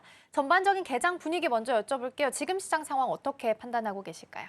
네, 일단 미국발 호재 속에서 나스닥도 그렇고 금 가격도 그렇고 지금 금 가격 같은 경우는 사상 최고치를 또 한 번 돌파를 했고요. 이제 우리나라 같은 경우는 사실 브로드컴의 이 대장주 랠리에 힘입어서 SK 하이닉스가 또 시장을 좀 받쳐주는 모습을 보이면서 일단 코스피의 전고점 돌파 가능성들이 이제 금리에서도 이제 인하 시작과 함께 돌파를 예정을 하고 있는 상황이고요. 또 추가로 본다면은 금리 인하는 기정사실화됐고 이것이 이제 B컷으로 이어질지가 우리 분수령인 것 같아요. 그리고 3,200선에서 보면 그동안의 외국인들의 포지션이 사실 이 3,200선만 돌파하면은 또 매도 출회를 강화하면서 이 박스권 전략으로 나섰지만은 이번에 포지션 변화가 사실 5일 동안 이제 9월 5일 날 매도 흐름 좀 제외한다면 그래도 5일 순매수 기조가 이제 계속 이어지는 상황으로 저는 생각이 돼서 일단 달러 약세 흐름 그리고 환율의 움직임도 중요하지만 가장 중요한 거는 최근 들어서 보니까는 이 개별 섹터 그리고 종목의 차별화가 수익률에 좀 직결된다는 점이 부각이 된다라는 사실이고요. 코스닥 같은 경우에는 또 바이오 업종들 중심으로서 워낙에 지난주부터 강세를 이어갔고 그 바톤을 그동안에 좀 부진했던 뭐 2차 전지 쪽에서 수급적인 이슈로서 좀 이동이 될지 그런 여부도 이번 주에 아마 하나의 또 관전 포인트가 되지 않을까라고 보고 있는데요. 전반적인 흐름에서는 아시아 증시도 그렇고 국내 증시도 그렇고 이 악재를 일부 해소할 만한 그런 이 유동성 유입이 좀 굉장히 크게 유지가 되기 때문에 일단 호재보다는 이제 악재에 둔감한 호재에 좀 민감한 시장이 계속 유지가 되지 않을까라고 보고 있습니다. 네, 전반적인 개장 분위기 먼저 살펴주셨습니다. 오늘 시장은 양시장 좀 엇갈리면서 지수 자체는 엇갈리면서 좀 가고 있는 모습 현재 시장에서는 나타나고 있습니다. 그리고 궁금한 종목 하나 보고 테마로 넘어가 볼 텐데 LNC 바이오 보도록 하겠습니다. 이전에 화장품주 잘 갔을 때 대표님께서 그 스킨 부스터를 강조해 주셨던 기억이 있거든요. 근데 제 기억이 맞다면 그 시장 침투율이 아직까지 별로 없어서 앞으로 여력이 더 많이 남았다라고 긍정적으로 좀 말씀을 주셨던 것 같은데 요 며칠 들어서 이 스킨 부스터가 주목을 진짜 많이 받고 있잖아요. 그래서 이 LNC 바이오를 중심으로 해서 상한가도 가고 흐름도 너무 좋으니까 여전히 긍정적으로 보고 계시는지 여력 어느 정도로 좀 보실까요? LNC 바이오 같은 경우는 제가 한 5년간 커버를 좀 네. 해왔던 종목인데요. 어. 원래는 이 종목은 사실 이 피부 이식제 화상 환자들의 이제 하나의 특징적인 요소로서 부각이 됐는데 네. 제가 이제 LNC 바이오를 왜 기존부터 강조를 드렸냐면 이 리투오가 이 피부 이식제를 이제 요소로 해서 개발을 작년 11월에 했는데요. 이 효과가 리쥬란보다 효과가 일부 좋은 후기들이 굉장히 많이 나왔거든요. 근데 광고를 못한 게 이게 이제 인체에서 유래된 피부 이식제이기 때문에 광고가 금지가 돼 있어요. 그렇기 때문에 입소문만으로 이렇게 좀 성장을 했다는 점, 그리고 이제 해외 진출할 때는 2등급 의료기기로서 이제 해외 진출을 해야 되는 그게 이제 허들이 좀 낮거든요. 근데 LNC 바이오가 이제 피부 유래 이식제이기 때문에 이것도 허들이 굉장히 높아요. 그래서 어저께 나왔던 얘기가 의료기기 신제품을 개발한다는 소식 때문에 어제 또 한 번의 주가 반등을 보여줬고, 네. 그리고 이제 리투오 같은 경우에서 본다면은 지금 이제 뭐 지난주에 하나의 이제 이제 피부과 이제 의사에서 SNS에서 공급 부족이다 얘기가 하나 나오면서 이거 쇼티지 아니냐라고 했는데 사실 이것은 이 하나의 수급과 이제 공급의 일부의 불균형이고 아직까지 뭐 이제 공급은 충분히 남아 있기 때문에 올해 같은 경우에 매출 예상 30억 정도 예상하는데요. 내년에 이제 100억이죠. 근데 국내 같은 경우는 휴메딕스가 30%를 가져가기 때문에 마진율이 높지 않습니다. 그래서 기대감만으로 지금 한 5만 원대 올랐는데 사실은 이러한 시가총액이 지금 1조가 넘어섰거든요. 파마리소치하고 많이 비교를 하잖아요. 니쥬란하고 맞아요. 비교했을 때 저는 2년 후에는 LNC 바이오의 이리투오가 파마리서치 리쥬란을 월등히 능가할 것이라고 보는데 아직까지는 펀더멘탈이 좀 부족하기 때문에 그런 요소에 있어서는 단기 급등에서는 일부 차익 실현 나왔을 때 신규로 접근하시는 분들은 그렇게 접근하시는 게 좋을 것 같다는 말씀 드려보고 싶습니다. 네, 그때도 스킨 부스터를 말씀을 주셔서 아직 침투할 수 있는 시장 여력이 많이 남아있다라고 긍정적인 말씀을 주셨던 기억이 나서 최근 잘 가다 보니까 오시는 날을 기다리고 있었습니다. LNC 바이오까지 좀 들어봤고요. 이어서 테마로 넘어가 보도록 하겠습니다. 자, 첫 번째 테마부터 열어보겠습니다. 첫 번째 테마 CXL 준비를 했습니다. 지난주부터 조금씩 움직임이 좀 나오기 시작을 했죠. 그리고 어제는 단독 뉴스긴 합니다만 마벨 쪽에 컨트롤러 그리고 가속기 제품에다가 삼성, 하이닉스, 마이크론의 D램과 호환성 검증이 됐다라는 이야기가 나오면서 오늘 좀 주목을 받고 있는 것 같습니다. 지금 봤을 때는 QRT, TLB 이런 종목들이 좀 가고 있는 것으로 확인되고 있는 상황이고요. 네오셈이 한 10% 두 자릿수 상승세, TLB가 5%대 강세 보이면서 움직임 체크되고 있습니다. 자, 그리고 이어서 추가적으로 두 번째 열어보겠습니다. 두 번째는 조선기자재단 준비를 좀 했습니다. 증권이랑 고민을 했어요. 증권 같은 경우에는 지주사랑 같이 이제 어제 다시 한번 대주주 양도세 관련한 내용들이 코멘트가 나오면서 오후장에 다시 좀 상승폭을 키워가는 구간에 있었고 오늘도 개장 초에는 좀 분위기가 좀 있었다가 오늘 더 상승폭을 키워가고 있어서 고민을 하다가 일단 조선기자재를 선택을 했는데 오늘 1승 같은 종목이 28%, 오리엔탈 전공이 15%, 화인베스트 11%, 거의 다 대부분 두 자릿수 상승세 혹은 한 5%에서 8%대 상승률 보이는 종목들이 눈에 많이 띕니다. 조선 대형주단보다는 중소형단에서 시세가 많이 나고 있는 최근이라서 이 흐름을 어떻게 가져가면 좋을지 함께 점검 좀 해보도록 하겠고요. 마지막 열어보겠습니다. 마지막은 제약바이오입니다. 앞서서 말씀 주신 것처럼 금리 인하에 대한 이야기가 여전히 많이 나오고 있습니다. 어제는 이제 12월까지 75bp 인하 확률이 69%까지 올라갔습니다. 전일이 65%였기 때문에 추가적으로 한 4%포인트 올라온 상태고요. 금리 인하가 실제적으로 이루어지게 된다면 가장 수혜받을 수 있는 섹터 중에 하나로 제약바이오가 언급이 되고 있죠. 이쪽에서의 흐름도 잠시 후에 함께 이야기 나눠보겠습니다. 자, 일단 어제 CXL 테마 쪽을 점검 점검을 해봤기 때문에 조선 기자재부터 먼저 좀 열어서 전략 점검해 보겠습니다. 보시다시피 수익률로 따져봤을 때는 기자재가 더 강하게 가고 있기 때문에 이쪽이 더 탄력성이 있는 것 같긴 하거든요. 그러면 지금 좀 상대적으로 대형 조선사가 못 갈 때 이걸 노려봐야 되는 건지 아니면 탄력적으로 움직이는 기자재를 따라가야 될지 고민하실 것 같아요. 대표님, 네. 조언 어떻게 주실 거예요? 솔직히 저도 고민인데요. 그쵸? 예. 왜냐하면은 제가 지난주에 그래도 뭐 관심주, 공략주로 삼성중공업을 네. 한번 드렸었는데 아쉽게도 반등이 그렇게 핫하지는 맞아요. 않았거든요. 근데 지금 보니까 오리엔탈 전공이 최근 들어서 기자재 중에 가장 많이 올랐는데 오리엔탈 전공의 가장 큰 고객사가 삼성중공업이잖아요. 근데 오리엔탈 전공 같은 경우는 이번에 상승폭이 컸던 게 MRO 관련돼서 보면은 크레인, 군함의 크레인 수주 이력이 예전에 존재를 했기 때문에 이번에 MRO 관련돼서 군함이 수주됐을 때 오리엔탈 전공의 수주가 좀 기대가 된다. 그러면서 이제 반등을 줬고 오늘 같은 경우는 뭐 동방성기, 이 KSP 그리고 SNCS 많이 오르는데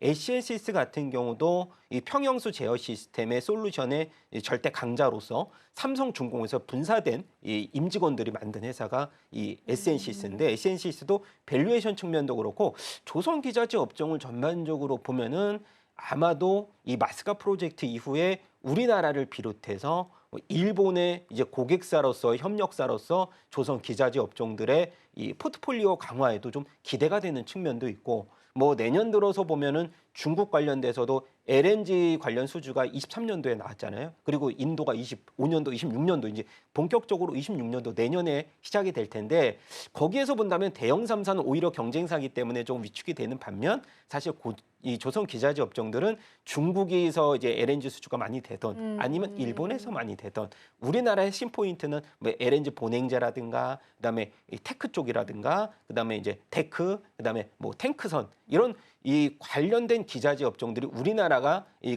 글로벌 점유율 1위 하는 기업들이 많거든요. 그런 부분에서 본다면 기자재 업종들이 시가총액이 좀 싼 이유도 있지만 네. 고객사 점유율 확보 측면에서도 아마도 좀 기회에 대한 장이 열리지 않았을까라는 기대감들이 조금 더 많이 반영이 됐다라고 보는데 핵심은 단기간에 쫓아가기에는 조정을 좀 기다려야 되는 너무나 이제 뜨거운 사실 밸류에 대해서도 좀 부담감이 이제부터 있을 구간이 아닌가라고 보고 있어서 그동안에 좀 못 간 종목으로는 제가 지난주에 말씀드렸지만 삼성중공업이 좀 더 안전한 투자처가 아닐까라고 보고 어저께 이제 레포트가 하나가 나왔어요. 그래서 대형 3사 중에 가장 저평가되어 있는 종목이라서 TP가 한 3만 원 정도 나왔더라고요. 그래서 저는 삼성중공업을 이제 핵심으로 기자재 업종 중에서는 좀 덜 간 SNCS도 한번 주목해 보자.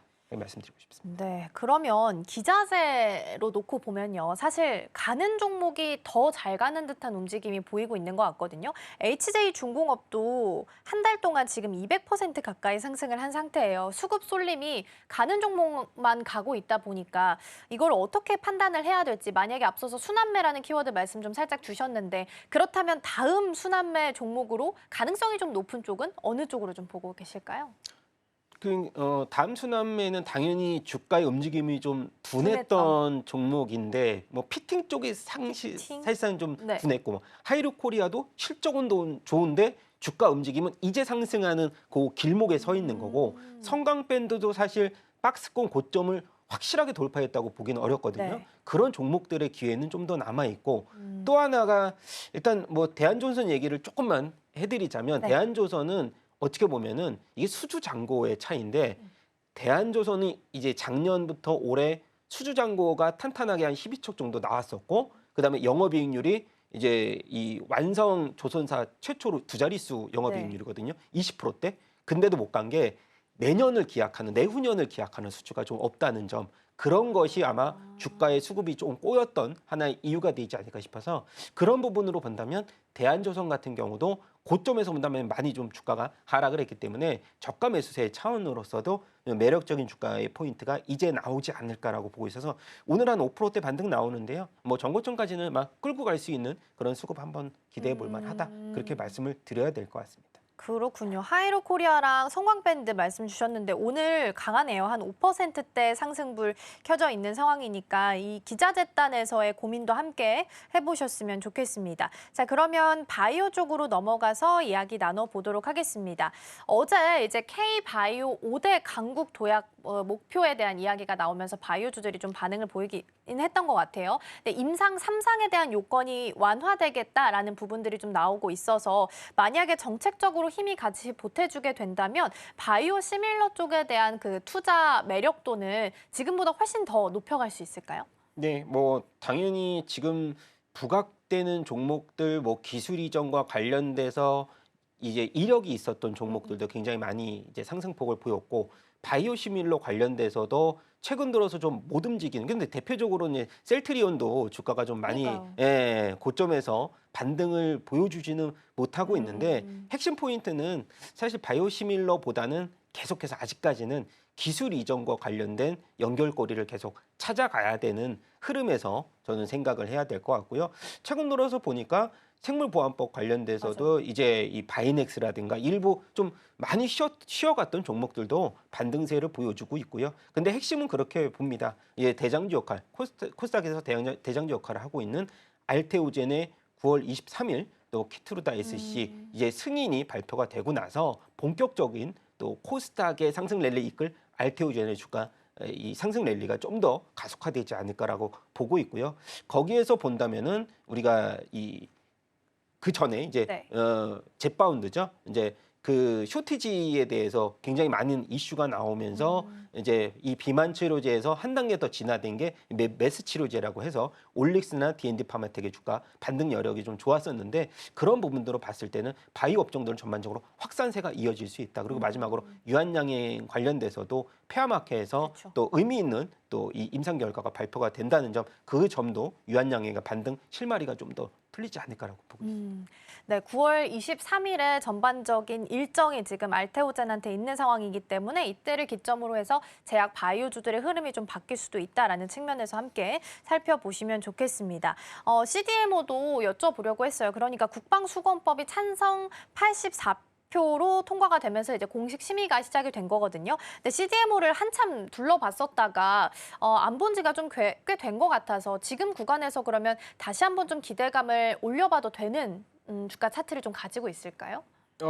그렇죠. 뭐 지금 보면은 이제 셀트리온, 악템라를 이제 그 CDMO 쪽으로 송도 공장을 이제 시작하고 있는 바이넥스도 그렇고, 근데 한 가지 좀 아쉬운 게 삼성 바이오로직스가 이제 분할을 하잖아요. 네네. 근데 분할이 시기가 조금 연기가 됐어요. 왜냐하면 빨리 분할을 해서 그런 모멘텀으로 주가가 좀 작용을 해서 CDMO 전반적으로 수급이 조금 이어질 수 있다. 저는 그렇게 보고 있었는데 네네. 일단 연기에 대해서는 뭐 크게 악재 이벤트가 나온 것은 아니고요. 뭐 일단 여러 가지 이슈로 인해서 좀 연기가 됐지만 저는 핵심은 이제 키는 삼성 바이오로직스가 당연히 갖고 있고 그것이 분할해서 어느 정도의 이제 수급 상승으로 이어지고 나서 또 삼성 관련돼서 그룹의 지배구조 이슈까지 좀 이어진다라고 하면은 거기에 낙수 효과를 보일 수 있는 CDMO 관련주들도 한번 보자. 근데 아직까지는 이 다른 아까 말씀드렸던 뭐 비만 치료제 관련 테마라든가 다른 테마에 조금 뭐 시세가 좀 뺏긴 면이 없지 않아 있어서 그런 부분들로 봤을 때는 조금 늦게 봐도 될 것 같아요. 당장은 아니지만. 그렇군요. 일단은 제약 바이오 안에서 CDMO 관련된 키워드 살펴주셨고 앞서 말씀 주신 것처럼 비만 당뇨 관련한 일정들도 많이 남아 있습니다. 이번 주 목요일에 프랑스 메시 연구학회 있고요. 다음 주부터 15일부터는 유럽의 당뇨학회도 예정이 되어 있기 때문에 비만에 대한 키워드도 계속해서 관심도 높여 가셔도 좋겠습니다. 자, 일단은 그러면 제약 바이오 안에서 가장 주목하고 계시는 탑픽 종목 먼저 여쭤보도록 할게요. 어느 쪽 좀 보고 계실까요? 네, 제약 바이오 쪽에서는 당연히 지금은 그래도 유한양행을 봐야 유한양행? 되지 네. 않을까 싶고요. 예, 렉나자와 리트르반트 병행 요법이 사망 위험을 좀 낮추고 그리고 생존 기간을 좀 한 4년 동안 늘린다고 했는데 지금 이제 결과값이 아직 안 나온 게 네. 아직까지 생존하에 계신 분들이 많이 있기 때문에 결과가 안 나왔거든요. 그래서 네네. 그런 부분들도 우리가 핵심 요소로 봐야 되는 것 같고 그리고 아스트라제네카가 이번에 폐암학회에서 임상 3상 관련돼서 이제 결과 발표를 했는데 이것도 이제 병행요법을 같이 쓰면서 백금 화학요법이라고 병행요법을 같이 쓰면서 생존 기간을 늘려왔다는 점, 이것이 주요 포인트가 될 것 같은데요. 아직까지 유한양행은 그래도 마일스톤 한 3천억 정도를 보유하고 있고, 그런 면에서 주가는 이제 상승 구간에 좀 초입 국면으로 접어들어서 저는 이제 그 알테오젠과 더불어서 네. 유한양행의 주가 반등이 조금 더 가속화될 수 있는 금리 인하의 핵심 포인트를 하나 꼭 잡아주셨으면 하는 바람 갖고 있습니다. 네, 일단은 유한양행을 가장 주목하는 종목으로 말씀을 좀 주신 상황이고요. 이쪽은 또 페어마켓 일정도 같이 있기 때문에 함께 뉴스 나오는지 좀 보시면 좋겠습니다. CXL 넘어가기 전에 그러면 HLB 하나만 더 여쭤볼게요. 어제 뉴스 나온 것 중에 가남신약에 대한 불어 사유 공개가 있었어요. 그러니까 단독 허가가 불가하다라는 내용이 좀 포함이 되어 있었는데 오늘 한 1.2% 하락하는 모습이 나타나고 있거든요. 이쪽은 워낙 말도 많고 탈도 많은 쪽이라서 HLB에 대한 이 허가 내용들 관련한 뉴스를 좀 보고서 투자하셨던 분들이라면 지금 구간에서는 어떤 대응이 좀 필요할까요? 예, 지금 보면은 일단 이 보안 요청서 원문을 공개하면서 네, 맞아요. 허가 보류 사유를 또 밝혔는데, 과거에는 보면은 항서제약 쪽에서 뭐 공장 관리에 문제점을 좀 더 부각을 했다는 점. 근데 지금의 문제점은 더 큰 문제점이 좀 더 부각이 됐고, 근데 HLB는 이미 투자자들의 이 투자 갤러리 리스트에서 좀 멀어진 모습은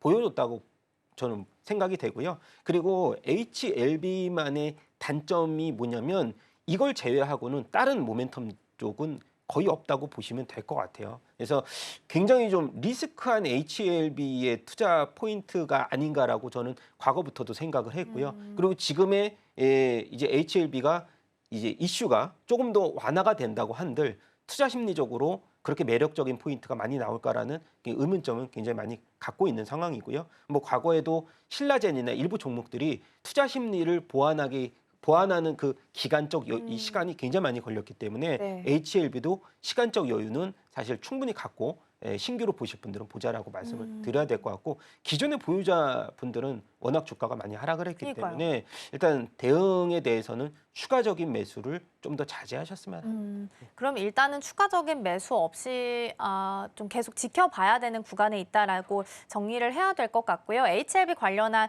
뉴스가 있었기 때문에 이 내용까지 점검을 해봤고, 시간이 오늘은 조금 여유가 있어서 CXL까지 잠깐 보고 마무리를 하도록 할게요. 여전히 지금 보니까 네오셈이 8%, TLB가 7%, 엑시콘도 한 4.5% 정도 상승불 켜고 있는 상황입니다. 지난주부터 조금씩 꿈틀대기 시작을 좀 한 상황이고, 어제 단독 뉴스긴 합니다만 마블테크놀로지와 함께 이슈도 있었던 상황입니다. 자, 그러면 이거를 이제 단순한 테마로 이해할 게 아니라 한 가지 하나의 트렌드로 이해를 좀 해야 되는 걸까요?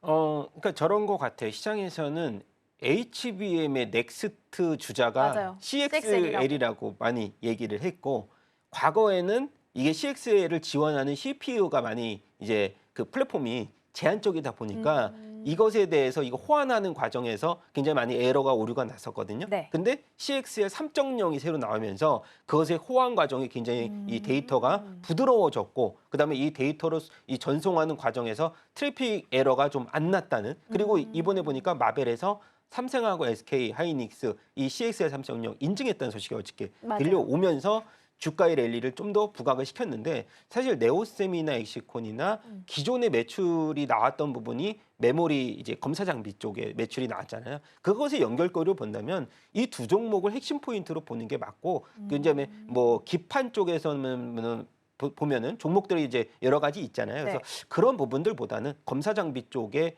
핵심 포인트가 좀 더 강화될 수 있을 것이다라고 보고 있는데, 그럼 그 중에서 어떤 종목이냐? 이 네오셈이 펀더멘탈도 사실 저는 엑시콘보다는 조금 더 매력적이고, 그리고 이제 이 CXL 쪽에서는 사실 상용화를 제일 먼저 했던 쪽이 검사 장비 쪽에서는 이 네오셈이기 때문에 네오셈의 주가 상승 여력, 그리고 사실 제가 신규로 투자를 한다면은 다른 종목에는 네. 좀 불안감이 좀 있지만 네오셈에는 펀더멘털적으로도 그렇고 신규 투자했을 때 좀 불안감 없이 뭐 장기적으로 만약에 끌고 간다면 네. 네오셈을 하나 골라야 되지 않을까라고 네, CXL이 본격적으로 그래도 한 2, 3일 이상 추가적인 연속을 좀 이어가고 있는 상황이긴 합니다.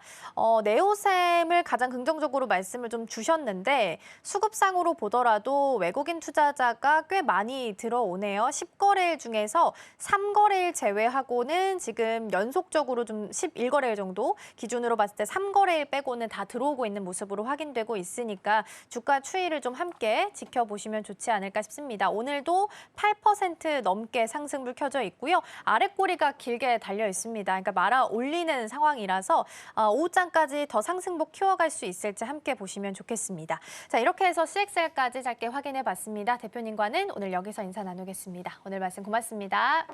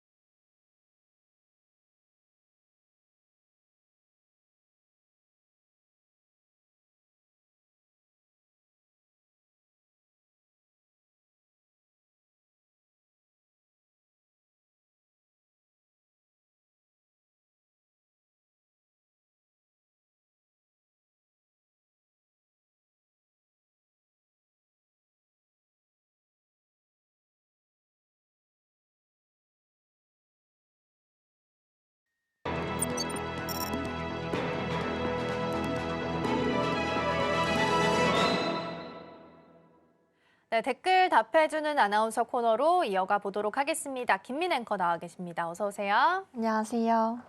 네, 오늘도 댓글들 살펴보면서 투자 고민 해결해 보겠습니다. 첫 번째 댓글 화면을 통해서 함께 만나보시죠.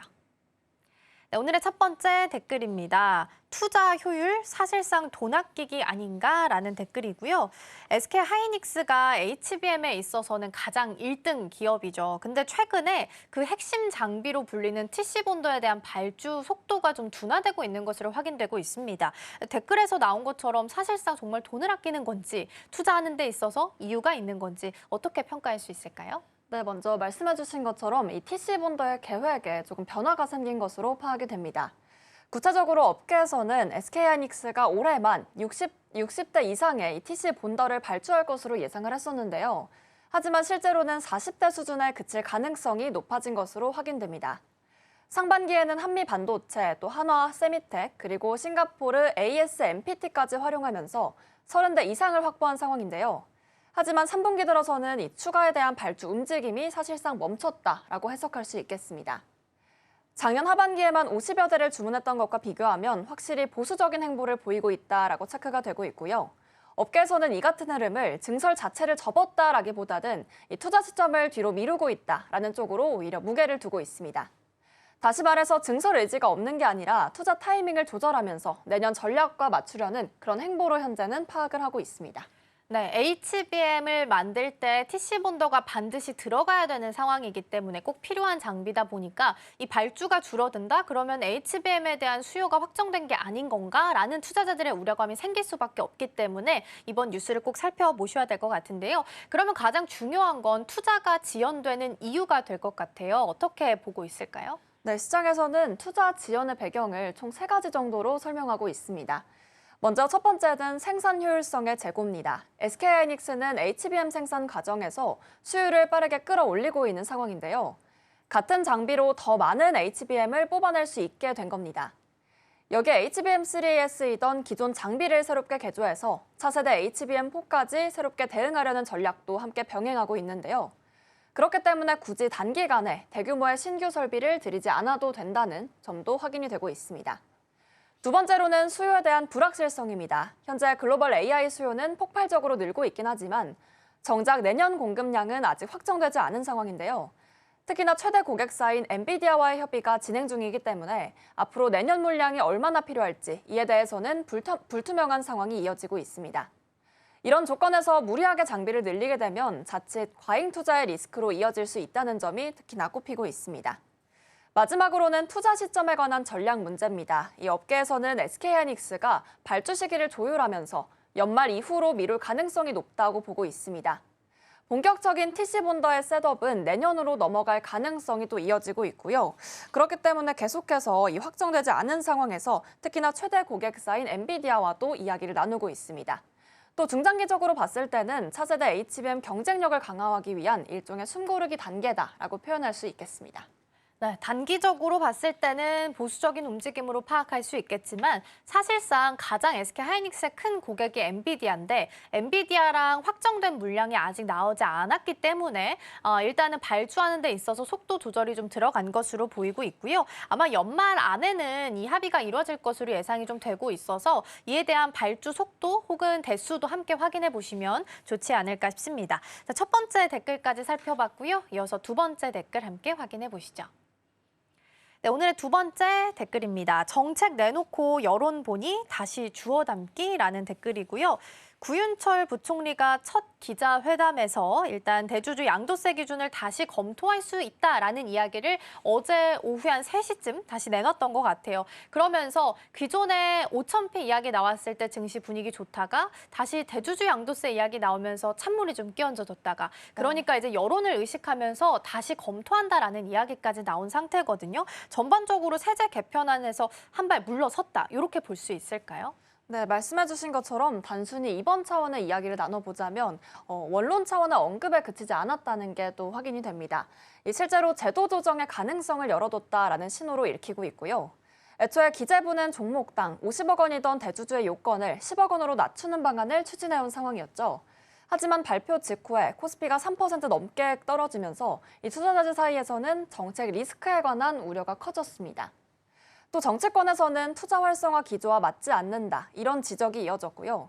특히나 최근 정부가 강조하는 자본시장의 선진화 그리고 거래세 인하와 같은 이 정책 방향성과도 함께 충돌할 수 있기 때문에 기재부 내부에서는 아무래도 부담을 느낄 수밖에 없는 상황이 이어졌습니다. 이 때문에 적용 대상을 세분화하거나 또 일정 기간 유예하는 방식으로 시장의 충격을 완화하는 그런 절충안이 검토될 여지가 충분하다고 현재 시장은 보고 있습니다. 네, 그리고 이제 대주주 양도세 기준과 관련해서는 9월 중에 결정을 내리겠다라고 어제 추가적으로 코멘트가 나온 상황입니다. 9월 중이기 때문에 아무래도 기대감이 좀 높아지게 되면서 어제 증권주들 좀 올라왔고 오늘 시장에서도 분위기 살펴봤을 때는 증권주도 지주사도 흐름 나쁘지 않게 흘러가고 있습니다. 이에 대한 영향을 좀 받는 것으로 보이고요.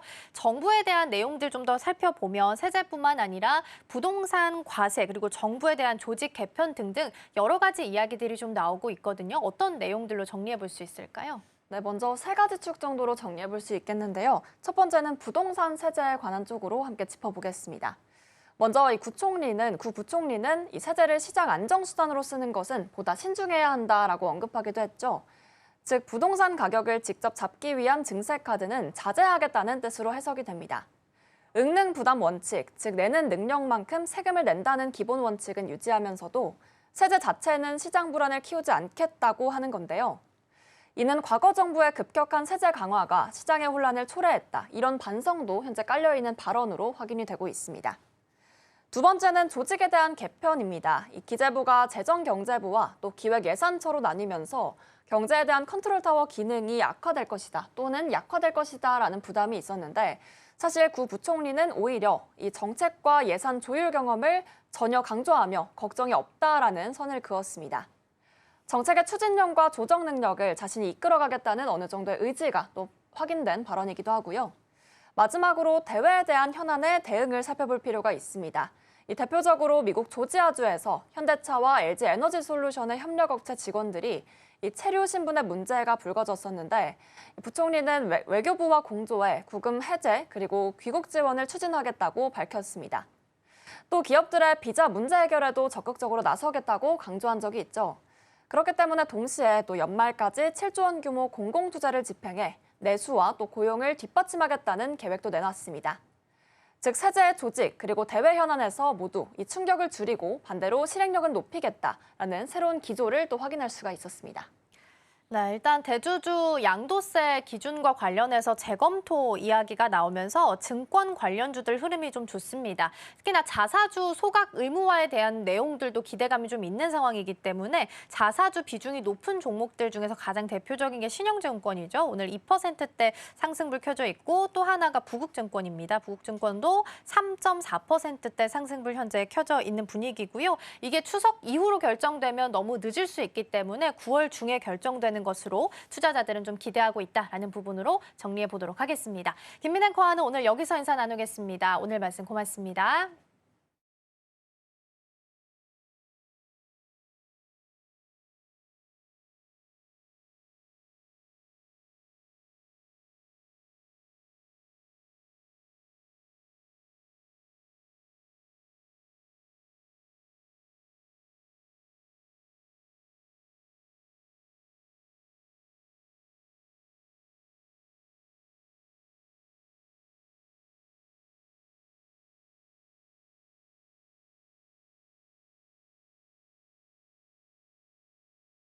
네, 다행히 코스닥은 플러스권으로 상승 전환의 시도를 하는 모습이 나타나고 있습니다. 다만 수급이 좀 불안합니다. 선물 쪽에서 한 1,000계약 넘게 플러스권 찍혀 있다가 지금은 500계약 정도로 규모를 많이 축소한 상황입니다. 현물에서도 외국인과 기관 투자자 모두 쌍끌이 매도하고 있는 상황 나타나고 있으니까요. 전반적으로 수급 상황 오후장까지 함께 체크해 보시면 좋겠습니다. 저희가 방송 중에 제공해드린 정보는 투자 판단을 위한 조언일 뿐 해당 종목의 가치와 수익률은 보장하지 않습니다. 저희는 내일 더 다양한 소식 준비해서 돌아오겠습니다. 시청해주신 여러분 고맙습니다.